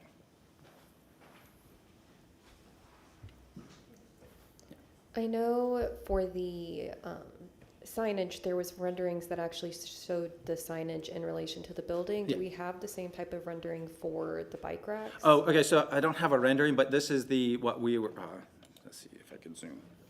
Okay, thank you. Yeah. Oh, I have no idea how to zoom on this thing. There we go. So this is the exact, what we originally proposed, and it was actually convenient because there was the hex pavers. So again, we're specifically moving the bicycle racks outside of the pedestrian traffic. So we did explore other alternatives to locating the bike racks, not on 7th, but because of the site and the proposed addition that we're kind of hamstringed in by the property lines. Going on 19th, the bike racks would be inside of the pedestrian traffic. Where we're proposing it is in the non-historic pavers. So this is the bike rack. So these are the exact shape of the bike racks we want, and we're just going to separate it. 3 colors on one side, 3 colors on the other side. But that is exactly what they'll look like. But your drawing looks like it's only showing 2 and 2. Am I missing something? And there's 1, 2, 3. Yeah, it's hard because of the dimensions, but there's 1 bike rack. There's 3 bike racks here, and then 3 bike racks here.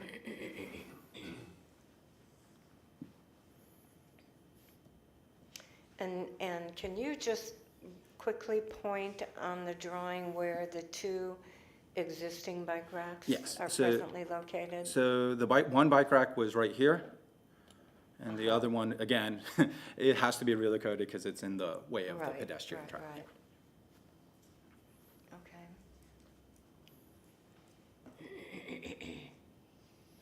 Okay. Are the bicycle racks a removable Yeah, type? so we're gonna, yeah, bolt them to the floor. So we're gonna, yeah, obviously they have to be secured to the ground, but they were going to be in such a fashion that if you remove them, we could easily repair the pavers. Because the pavers are not the historic pavers too, so. They're the little, like, tiles, yeah. So.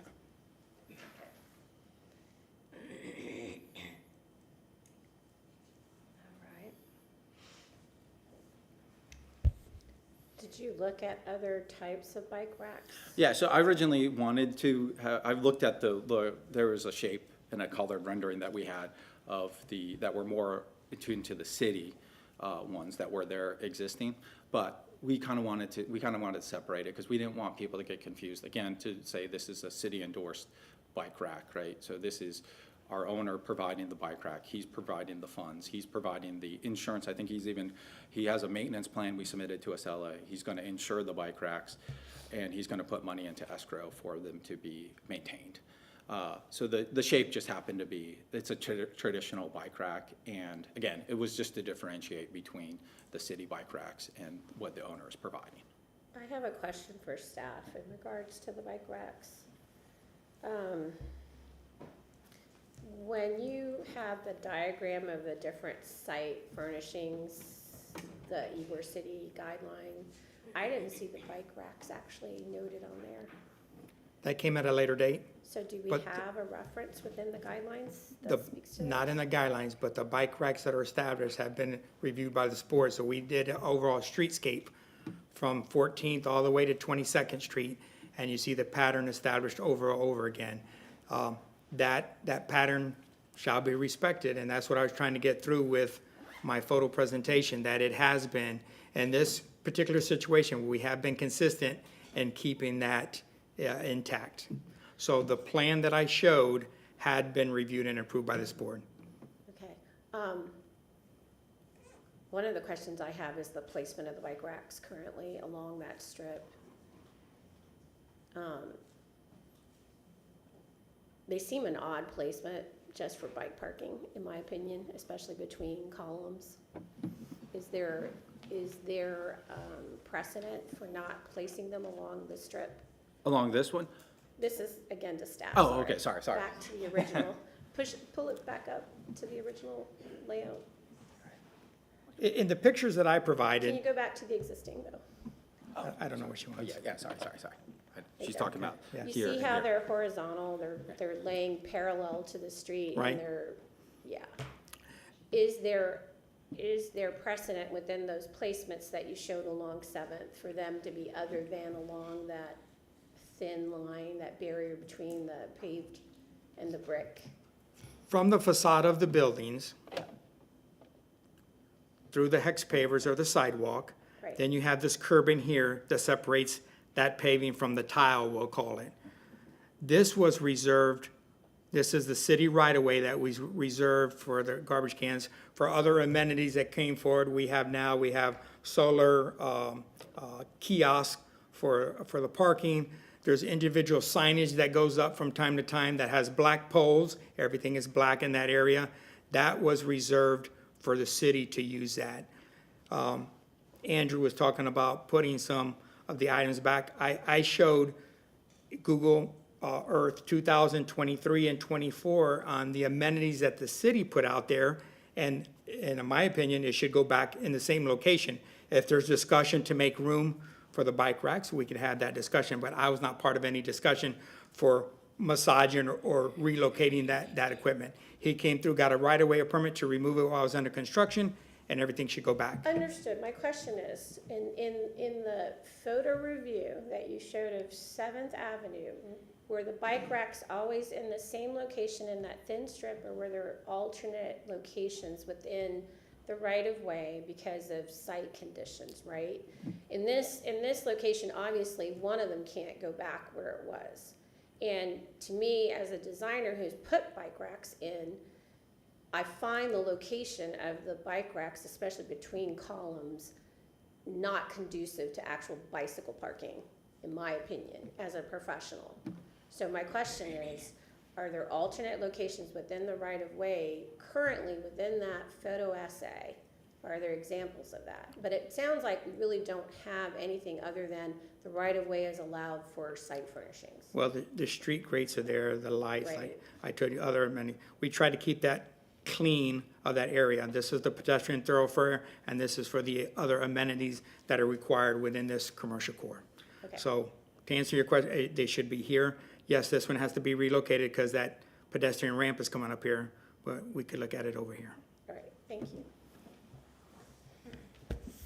And my understanding is that, this is probably a question for Mr. Marsh, that the applicant has applied for a right-of-way permit for the bicycles in the right-of-way and has gotten approved?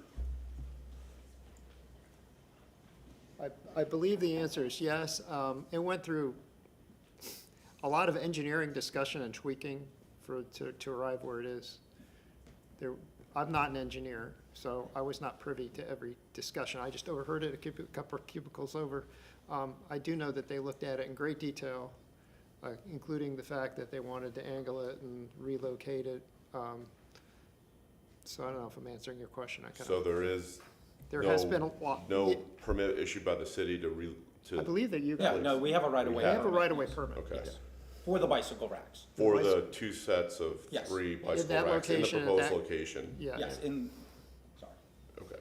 So, but they don't get into the issue of the color, you just get into the placement?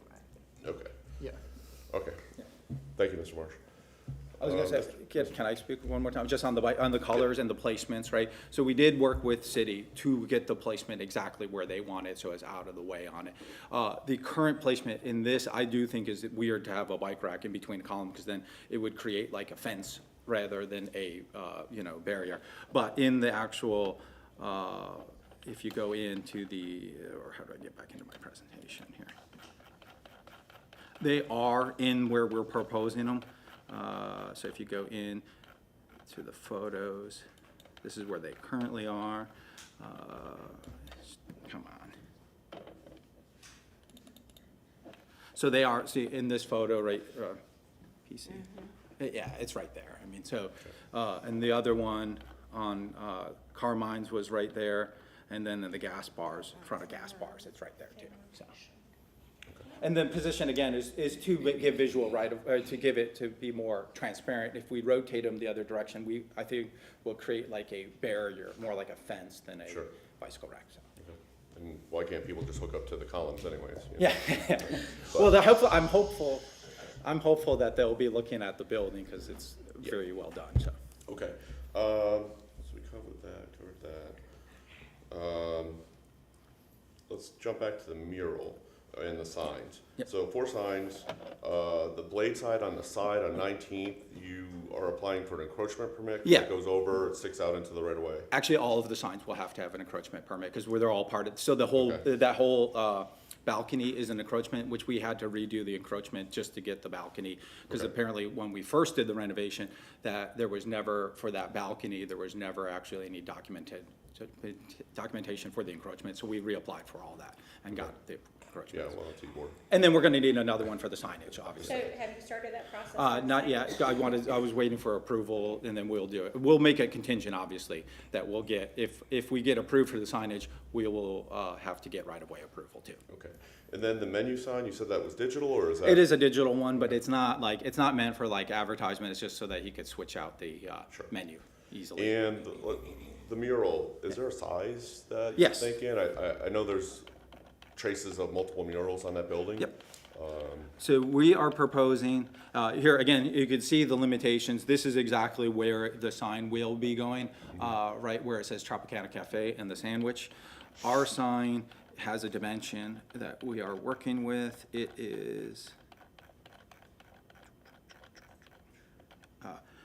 8 feet by 7'4". Go, yeah. Which is about the same size as it was before. Can you show that existing photograph again? That original photograph? Yeah, the Tropicana one? Yeah. Yeah. Because that actually looks bigger. That was one of my questions. Yeah, that's a big sign.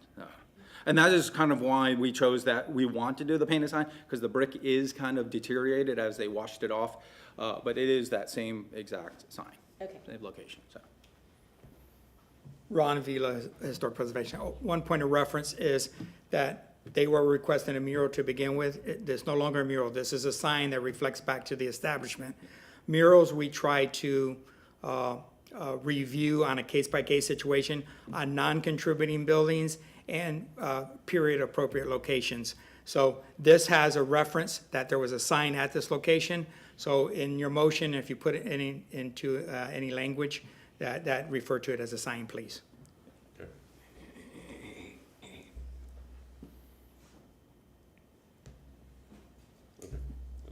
I don't have any more questions. Anyone else? There was a note here about no conduit shall be visible. Are there any exposed conduit for any of the signage? So there's gonna have to be a conduit running to it, but we'll follow the columns, because the structure of the canopy is exposed, or the canopy structure is exposed. Can you show us where that is on the shop drawings? Yeah, so, I don't know if he showed the conduit, but I will find the shop drawings.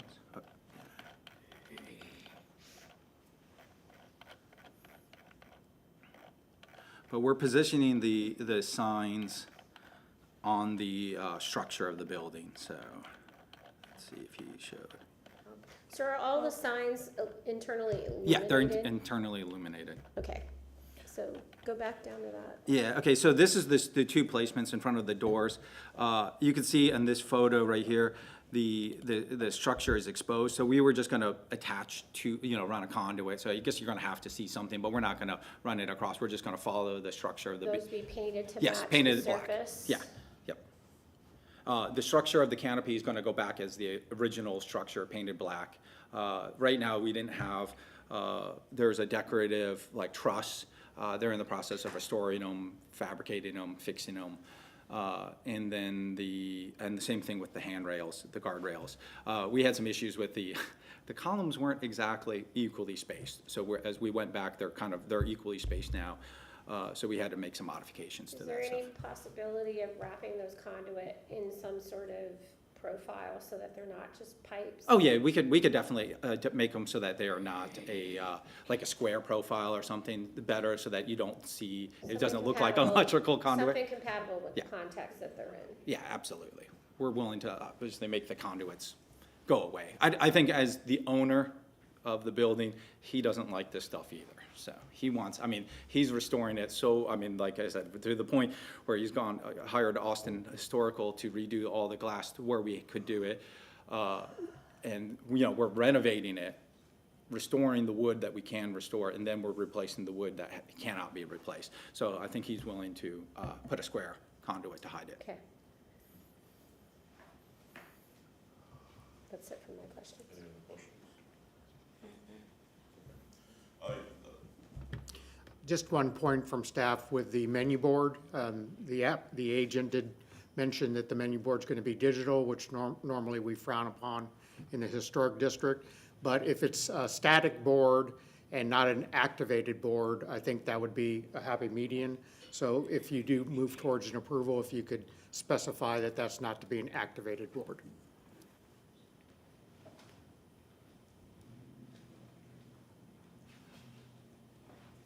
Mr. Madsen, we're done with our questions. We have a few moments if you'd like to summarize or.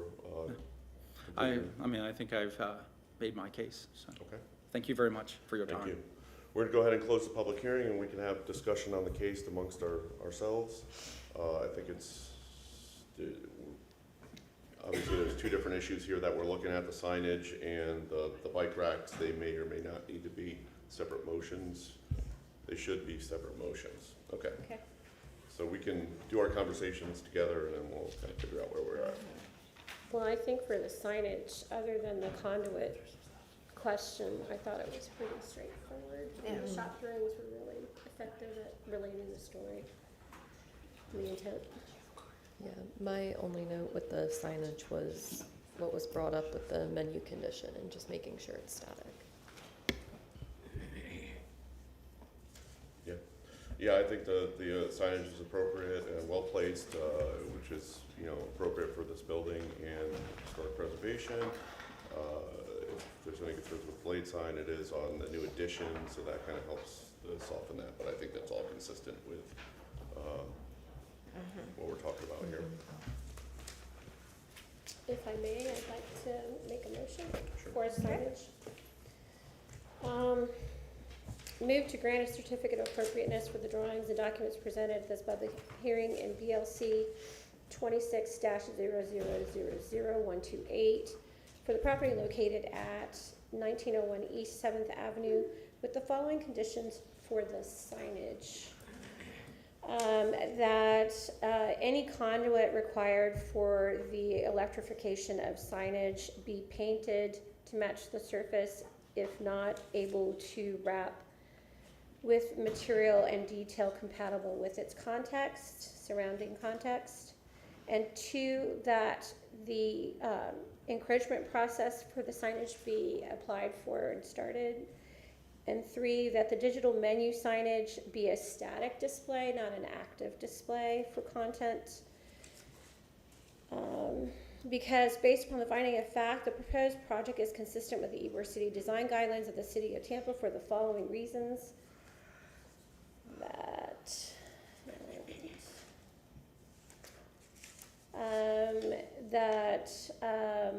They're within the limits of square footage for the project, and that they're in keeping with the historic context in regards to signage on buildings.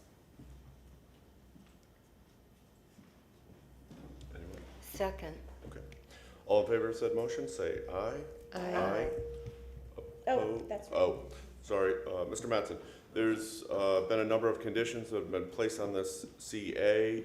Could you acknowledge that you're okay with these conditions? Yes, well, we are accepting the conditions. Okay. The applicant has acknowledged they are in agreement with this. All in favor of said motion, say aye. Aye. Opposed? Motion carries unanimously.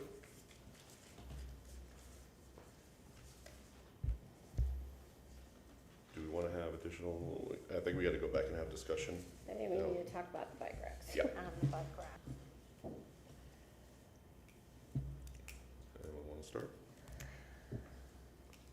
My comment relative to the location of the bike rack, since there is a precedent in the district that they are not always in that curbed banding, that I don't think, I think that that's an appropriate location for them, and the city has issued a permit for them to be in the right-of-way. As to the colors, I don't have a comment on that yet. Well, I think that, the precedent has been set, there's been a lot of work done by this department and this commission to maintain a certain set of standards within 7th Avenue in the historic district. I think, that goes back to colors and furnishings and the whole street package of everything, including down to the pavers and the hex pavers, and that's all been worked through and approved by this board. I think there is a precedent for the location, the shape. We're trying to keep things consistent through there, but the city has reviewed that and I guess approved that configuration, which I think is a minor thing. The color, I think once it's in the right of way, the color is what has been set by the city's department's preservation, and this commission as a precedent determines what happens on there, and everything is black and standardized color and standardized arrangement, generally speaking. I think there's many other ways that the owner can display their support and beliefs on their property, but once it's in the right of way, I think it's kind of a set palette, if you will. I would agree. And that's, through this commission and this board has been here for almost 20 years with that palette that was established in 2007 and continually maintained. I'll pass to others here.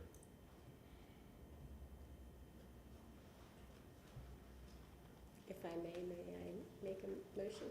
Okay. Yeah.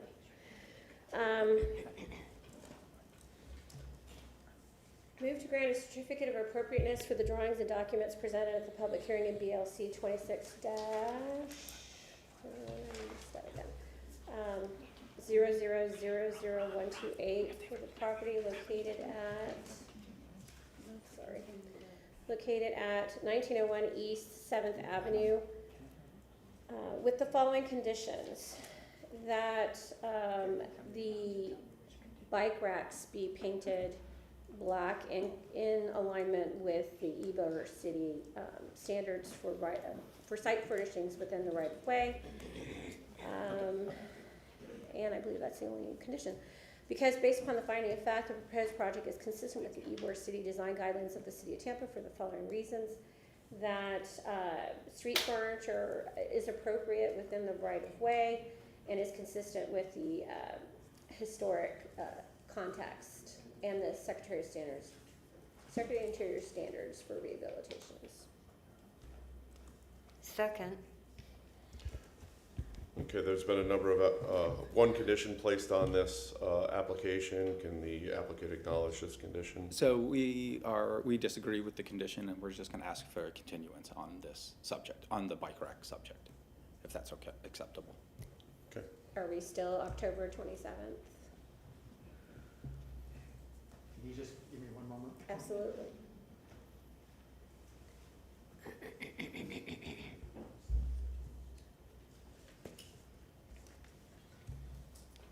We're gonna need a minute. Sure.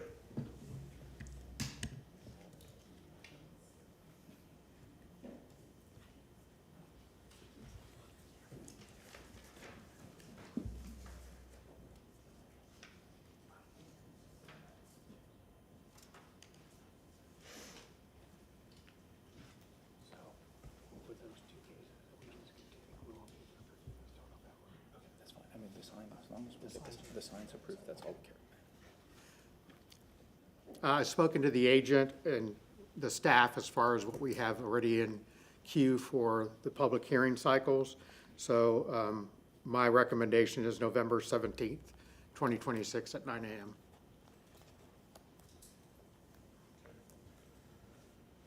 As a matter of business, can we withdraw the current motion in place at this point? I move to withdraw my motion. Second. Okay, all in favor to withdraw? Aye. Aye. Motion carries. I would like to move to grant a continuance in case BLC 26-00000128 for the property located at, I'm gonna keep losing my page, sorry.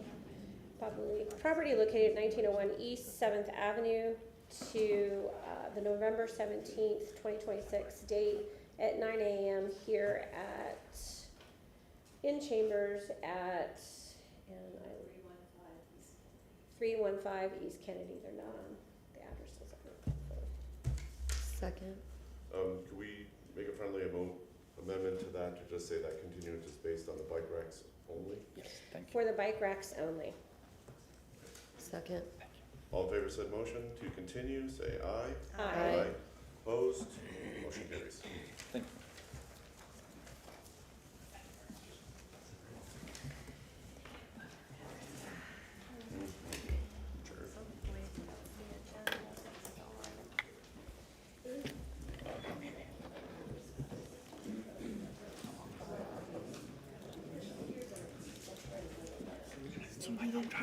Do you need this? Oh, yeah, sorry, I don't want to leave anything behind. Do you need, oh, I thought that was your phone. Is this your stuff? No, I think that's Ron's. Oh, I think so. Okay. I'm sorry. Thank you.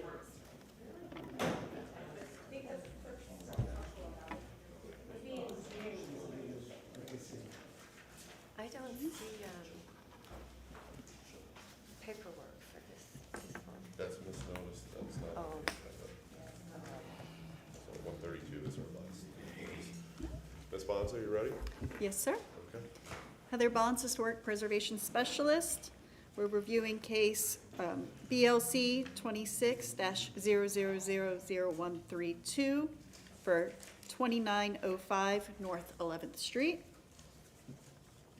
This is a request for a certificate of appropriateness for new construction of a single-family residence. Present the case. Here is the aerial location of the site. It's on the west side of North 11th Street, mid-block between East 19th Avenue and East 21st Avenue. This is the 1925 Sanborn map. At that time, there was a structure there. However, here is when the VM Ybor area was brought into the district. It was a vacant site at that time. It was combined with the lot to the north. It has since been split off again to be an individual site. And that is what we are looking at today for the new construction. Here it is today. As you can see, it is a vacant site, kind of that missing tooth as we sometimes talk about. So that is what we're looking today to fill in that missing gap. This is looking to the property to the south there and the property to the north, which this lot used to be a part of before it was separated. This is the structure across the street. And again, the neighboring properties. Looking towards, I believe this is 19th, and then towards 21st. Okay. I'll invite the applicant up now to present the plans for the new construction at this time. You jumped up.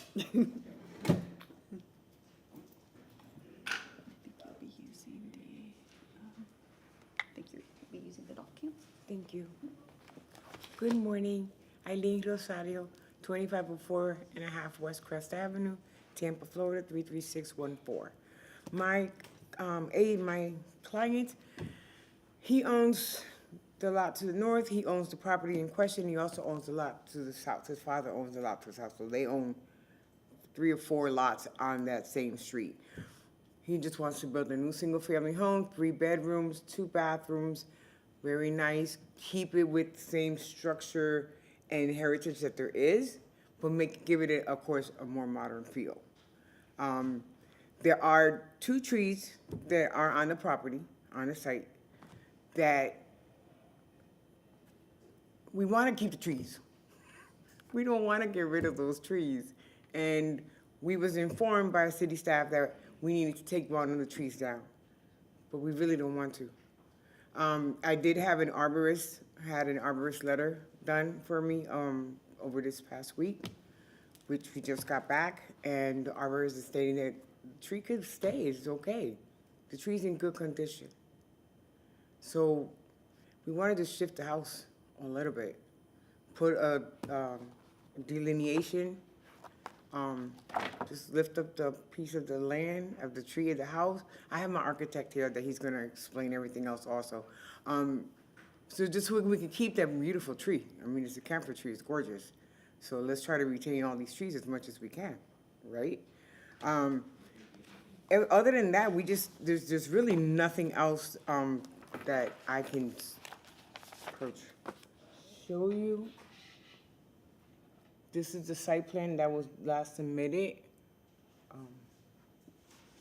The driveway will be on this. This is a tree that they want us to remove, and this is a tree that we would like to keep. But this is the driveway, the ribbon with the pad, and the entrance is coming in this way, and that will be the home right there.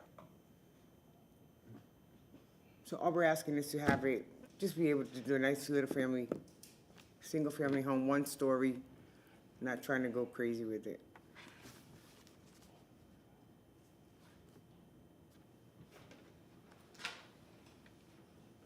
Elevations as well. Do you have the elevations here? Do you want your architect to review the elevations? Yeah, you can.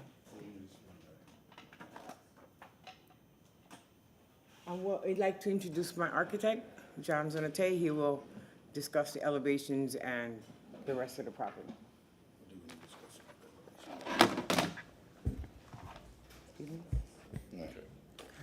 It's simple.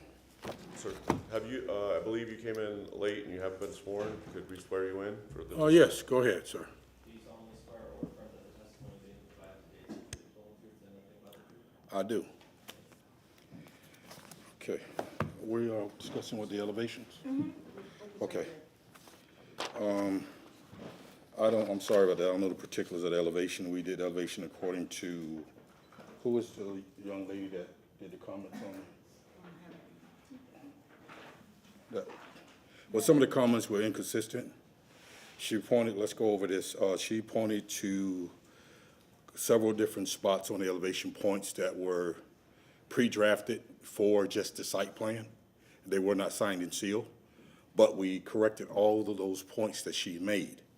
The homeowner or the owner of the property, we was not too much concerned about the elevation and the structure of the property. We're going to be consistent with whatever they deem to be standard for it. His biggest concern was the arborist report, which they deemed what was the tree to be torn down or to stay. Concluded it's a level 2 assessment for the tree. If we keep the tree, or if he keeps the tree, we don't have to flip the property adjacent to the side property, which limits them about 4 to 5 feet per consistency of the adjacent property to each side.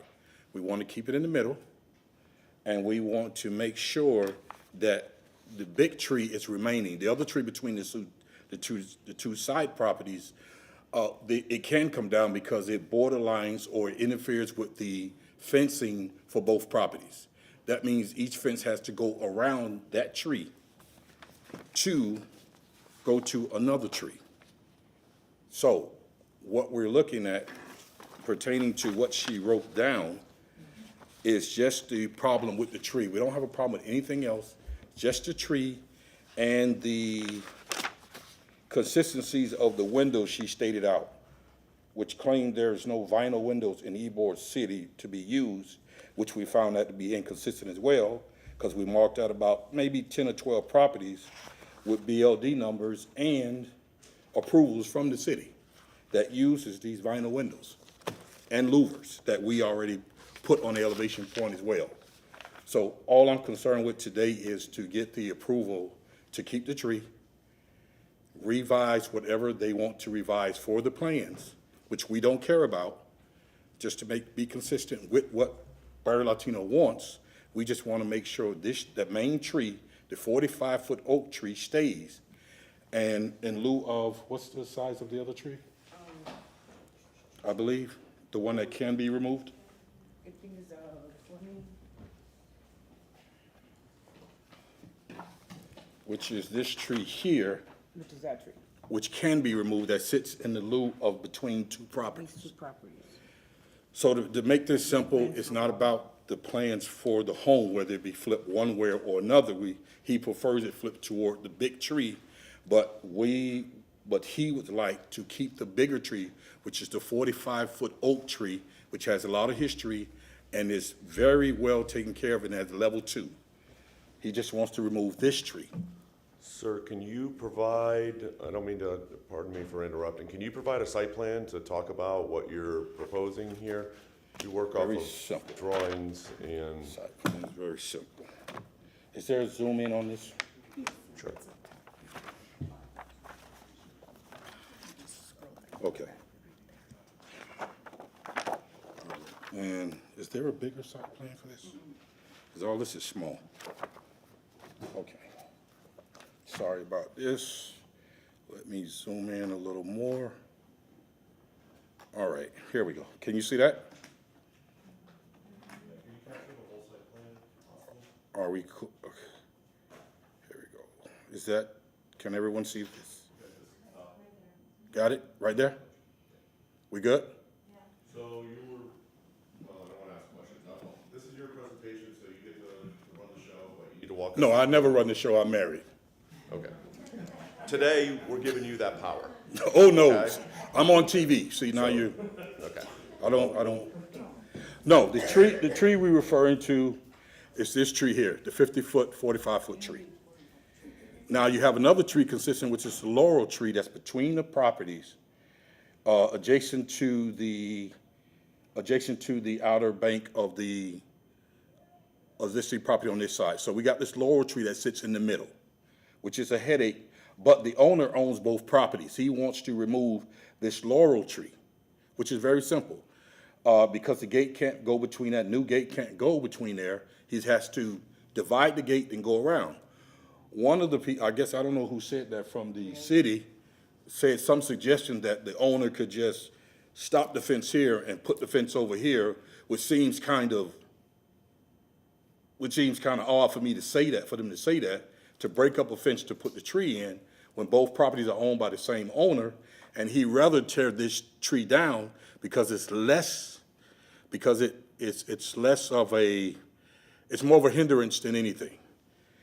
And under Florida law, we try our best to keep the large or the extending laurel trees or big oak trees as much as we can.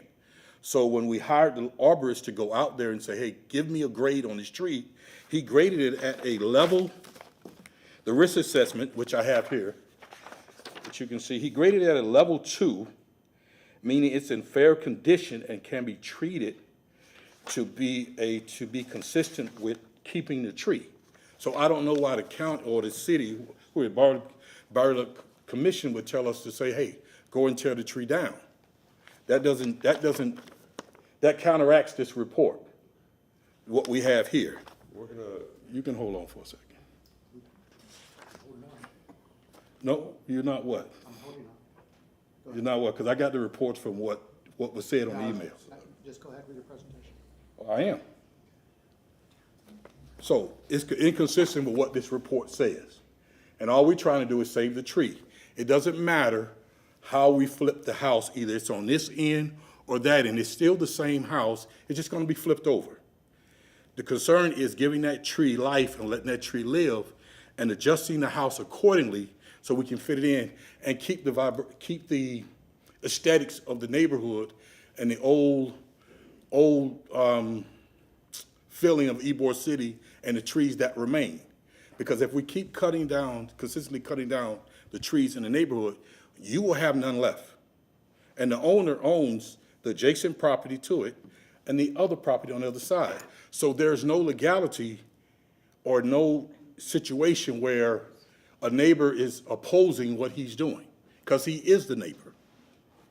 So all we requesting is something very simple, which I don't know why this is taking place when we have the report, and even the county Barrio Latino Commission didn't do their due diligence and either furnish us a report or why they said the tree was no good.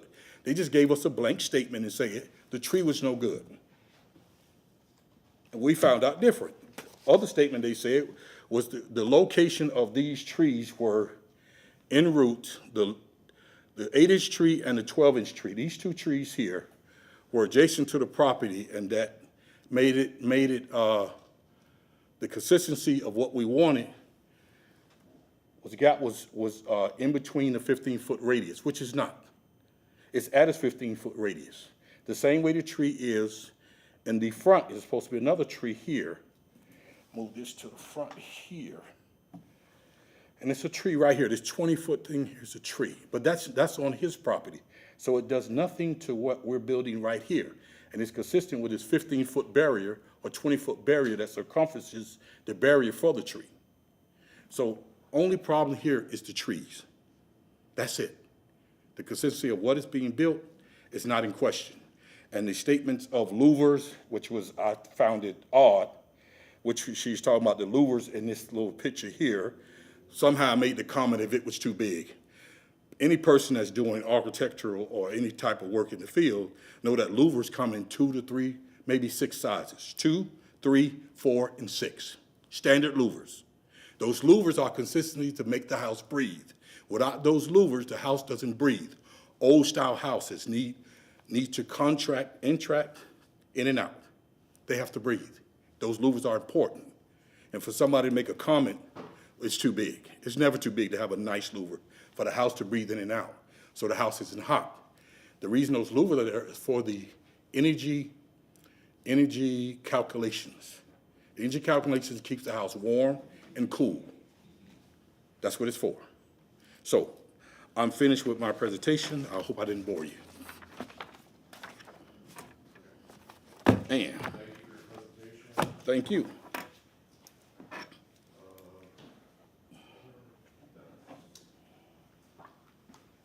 Commissioners, Dennis Fernandez, Architecture Review and Historic Preservation Manager. Just a reminder that natural resources is really, has the authorization for non-grand trees to determine the appropriateness of the placement and the distances.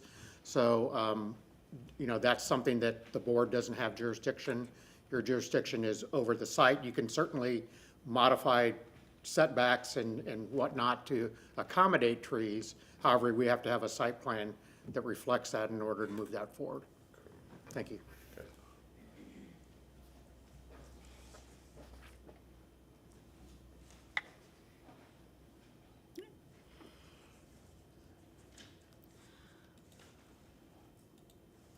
Heather Bonds, Historic Preservation Specialist. I'll go on to the staff report. We reviewed these with the standards from the Ybor City Design Guidelines as for new construction, pages 69 through 70, based on the scale, the massing, the setbacks, orientation and site coverage, alignment, rhythm, and spacing, maintaining the materials in the district, trim and detail, facade proportions, window entrances and porch projections, roof forms, and maintaining the quality within the district. Also with Secretary of Interior standards for rehabilitation, particularly standards 9 and 10, which address new construction on sites. Our staff findings was that it was generally consistent with conditions, consistent with the standards here per the scale, massing, setbacks, orientation. Our basic design criteria, we found it consistent with. We had several conditions. I will note that the site plan that we saw today, that is the third iteration that came through. We have been working with the applicant through several revisions. These comments are based on the most recent revisions, which after meeting in person with the applicant, they submitted that third set of revisions, and several changes had taken place that were not discussed. And so these conditions are based on some of those discussions and some of the inconsistencies staff found on the plans. There were arrows pointed to stairs or piers that had disappeared. We had never discussed the house no longer showing the brick piers. They disappeared between revision 2 and revision 3. So our conditions were based on that. So we wanted the applicant to go through those inconsistencies of the plans and explain what had happened through these several revisions that had taken place, which I don't feel was addressed today. So one of the other conditions is site work. When they sent their public noticing out, they did not check the box for site work, so we cannot discuss today fencing and driveways. That's not going to be part of the motion. They'll have to come back for a separate certificate of appropriateness since those items were not publicly noticed, which would probably include the tree as well.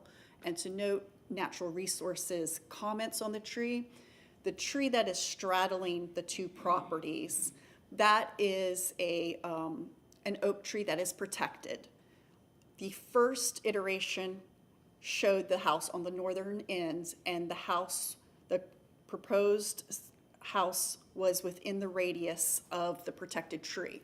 So we asked them to flip the proposal so that the house is on the southern part of the site plan out of the radius of the grand tree, which put it in the radius of the camphor tree, which is not a protected tree.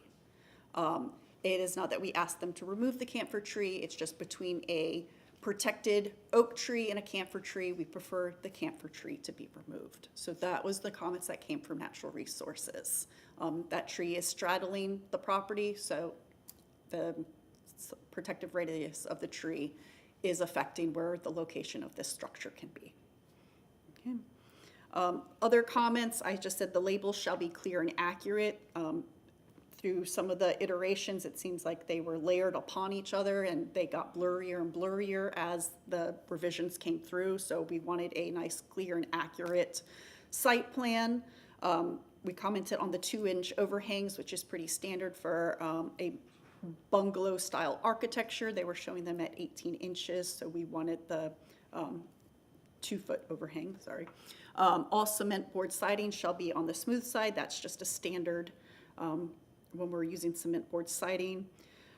The 90-degree corner pieces on the brick veneers, on the first 2 iterations, they had it on piers that showed a veneer and not a true brick, which we've allowed certain brick veneers as long as they show as a true brick, particularly on the wrapped corner. And staff shall be given the opportunity to approve that final veneer style. All mechanics shall be screened. That's a typical condition. And then prior to starting construction, the building contract shall meet with staff for a pre-construction meeting. That is a new standard that we have as well. If you have any questions, I am here. Thank you, Ms. Bonds. Anyone here from the public wishing to comment? No, None. We can ask questions of the applicant.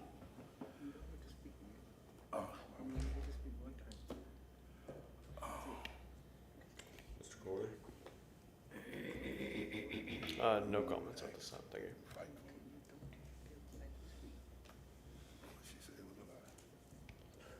No comments at this time.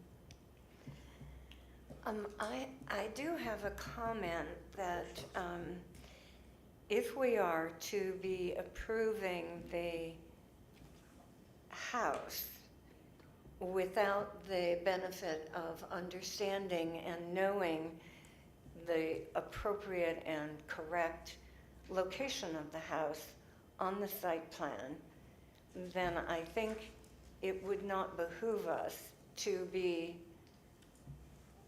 doing such with a large portion of the needed information not available to us right now. Houses do not have to be rectangular.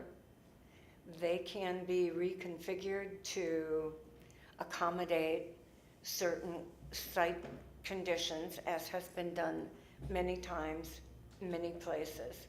And I think we might want to step back and not take the approval of this house under consideration today.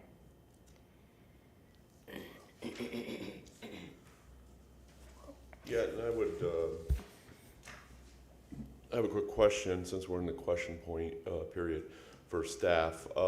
So one of the notes in our packet said that we're basically looking at the house today of exterior elements, which is under the Barrio's purview. So exterior elevations, windows, doors, how it's generally configured. We're not supposed to be looking at the site because that wasn't properly noticed.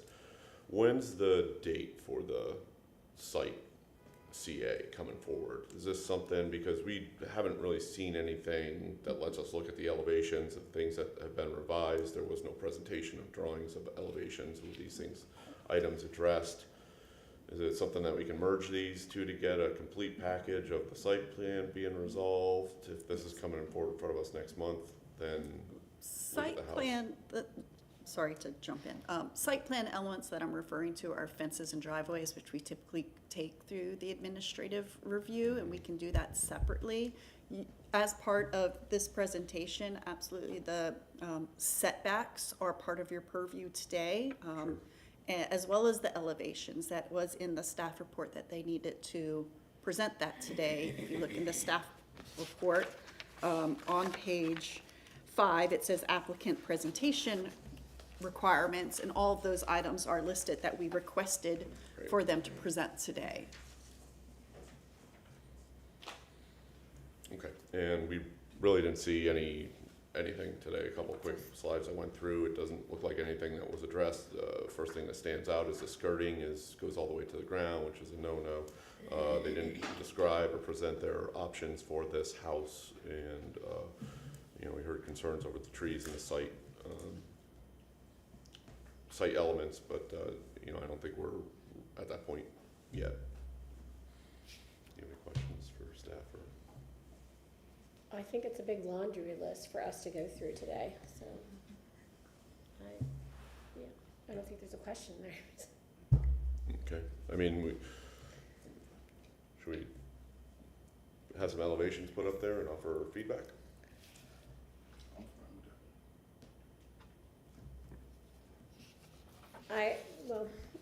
This is the issue that I have, that we're asked to guide step by step an applicant who is given a list and told what to present and how to present it.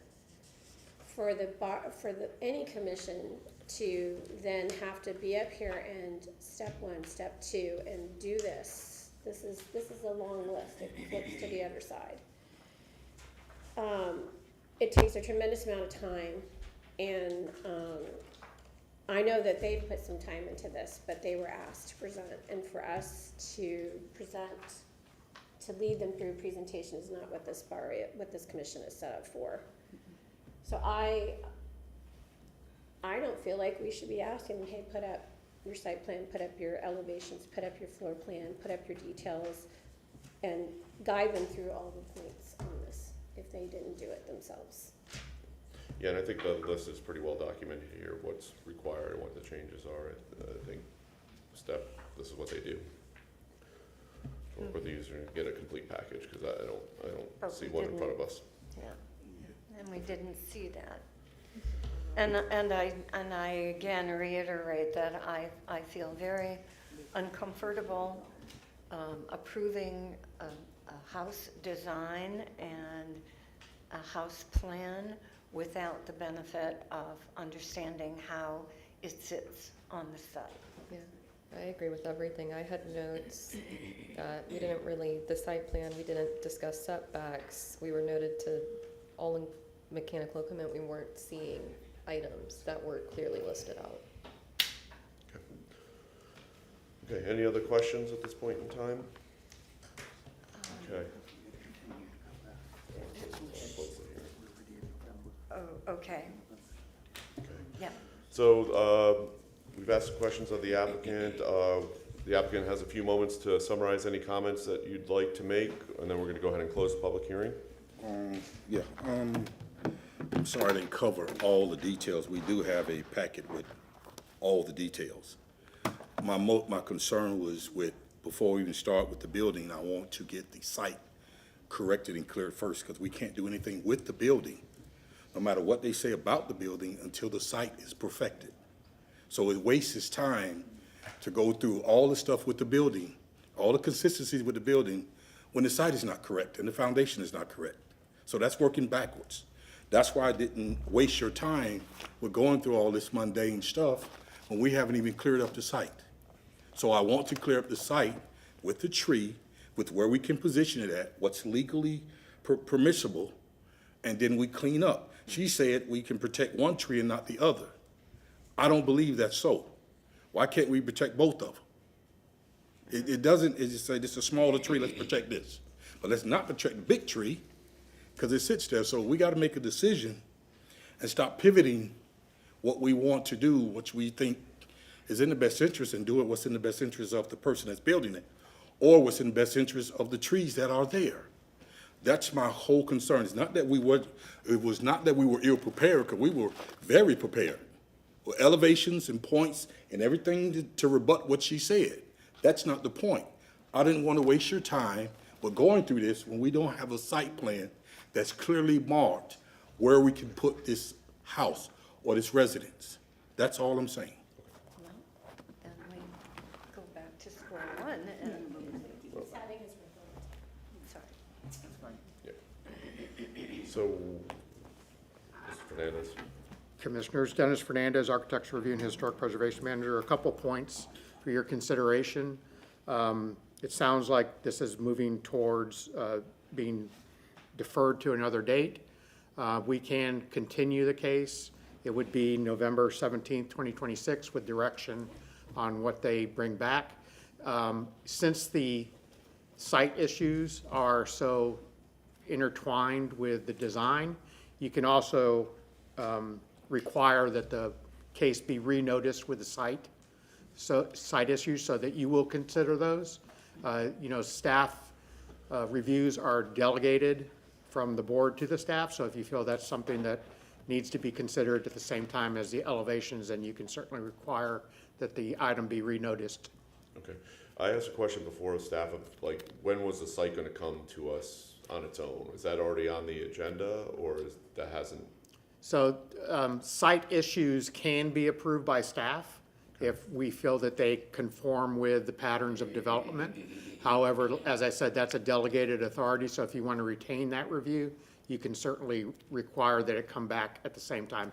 Most of our applications do, because the applicants will, advertise for site issues. We have that as a standard requirement, but if it's not a critical issue, it can often be done by staff. Do we have, if the applicant chooses, and I'm sure you'll probably discuss their options with them at this point in time, if they decide to renotice, what does that do to their timeline? And I don't, what's coming in front of us right now are multiple options. If they have a critical timeline that they're trying to meet, and this board would certainly work with them to try to meet that, but it seems like right now it needs to be a cohesive package put together. So, but I don't want to put that burden back on them if that's not acceptable with their internal timeline. I did discuss the date with the agent, and she did affirm that that November date would be acceptable. But would they have enough time to renotice if renotice Yes. is requested? Yeah, the November date's notice is not until October 18th. Okay. Okay. Okay, so we're going to go ahead and close the public hearing. We can have discussion on the case if there's any pointers. Yeah, I just want to say this. I commend the team for trying to save trees. As my honored colleague Vivian Salaga noted, who is an architect of many, many years of historic preservation knowledge, there are many ways to put a building on a site, correct? And so just consider that, consider historic context and precedents, and how you might integrate a new home on this property. There are many allowances within the Secretary of Interior standards, as well as the Ybor City guidelines. Let that be your key, let that be your guide. you know, just restitching the neighborhood too, that's just a tremendous kudo to the team as well. And we all agree, we would rather you come with a complete package. And I think we all really appreciated the fact that you did have that complete presentation, but kept it to the fact of site placement is still an ongoing discussion, and perhaps this should have been continued in the first place. That's my comment. Yeah, and I think just, we didn't really get into looking at the house in general, but there's certain things, certain inconsistencies that were in the drawings that I think staff is trying to communicate to the applicant of, hey, these things need to be done. Skirting of the foundation, you know, being able to not have the siding go all the way down to the ground.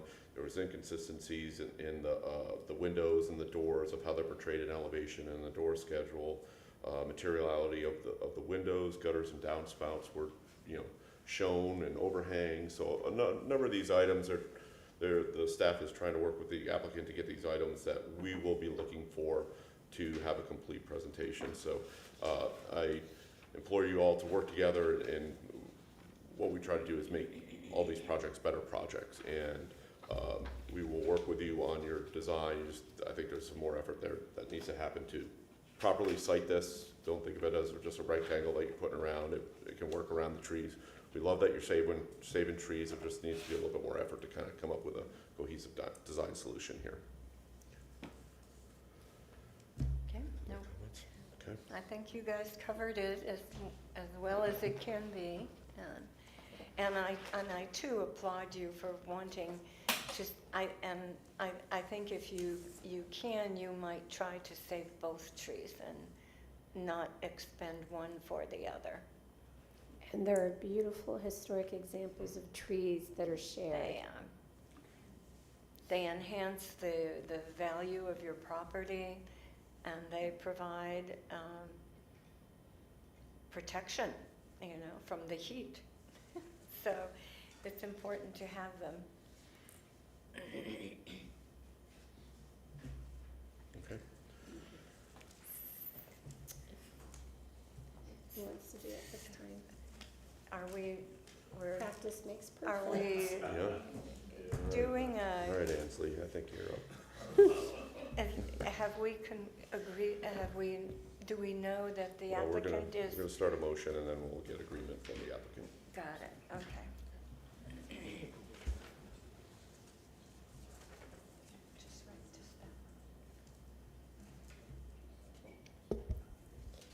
Move to grant a continuance in case BLZ -26-00000132 for property located at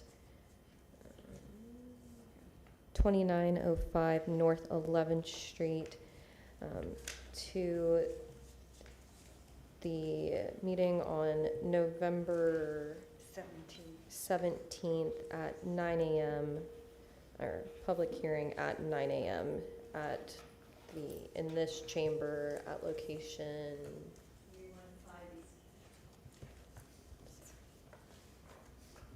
with condition that it is a full packet. Yeah, I think we had a condition on there that it's properly noticed or the property is renoticed. Renotice to include site improvements. So with the condition to renotice to include proper site requirements, improvements. Okay, we have a motion in front of us. Can the applicant acknowledge that they are okay to continue this hearing with the renotice to the November 17th meeting? Yes, that's fine, because everything's completed already. Great. We already completed the full house. Great. So, all in favor of said motion? The applicant has acknowledged that they are in favor of the continuance. All in favor of said motion, say aye. Aye. Opposed? Motion carries. Okay, so we'll see you in a couple months. All right, thank you. Okay. All right. Motion to receive and file submitted documents and exhibits in today's hearing. Second. All in favor of said motion to receive and file, say aye. Aye. Motion passes. Date and time, September 22nd at this location. Seeing no other business in front of us, we are adjourned. Thank you for your time today.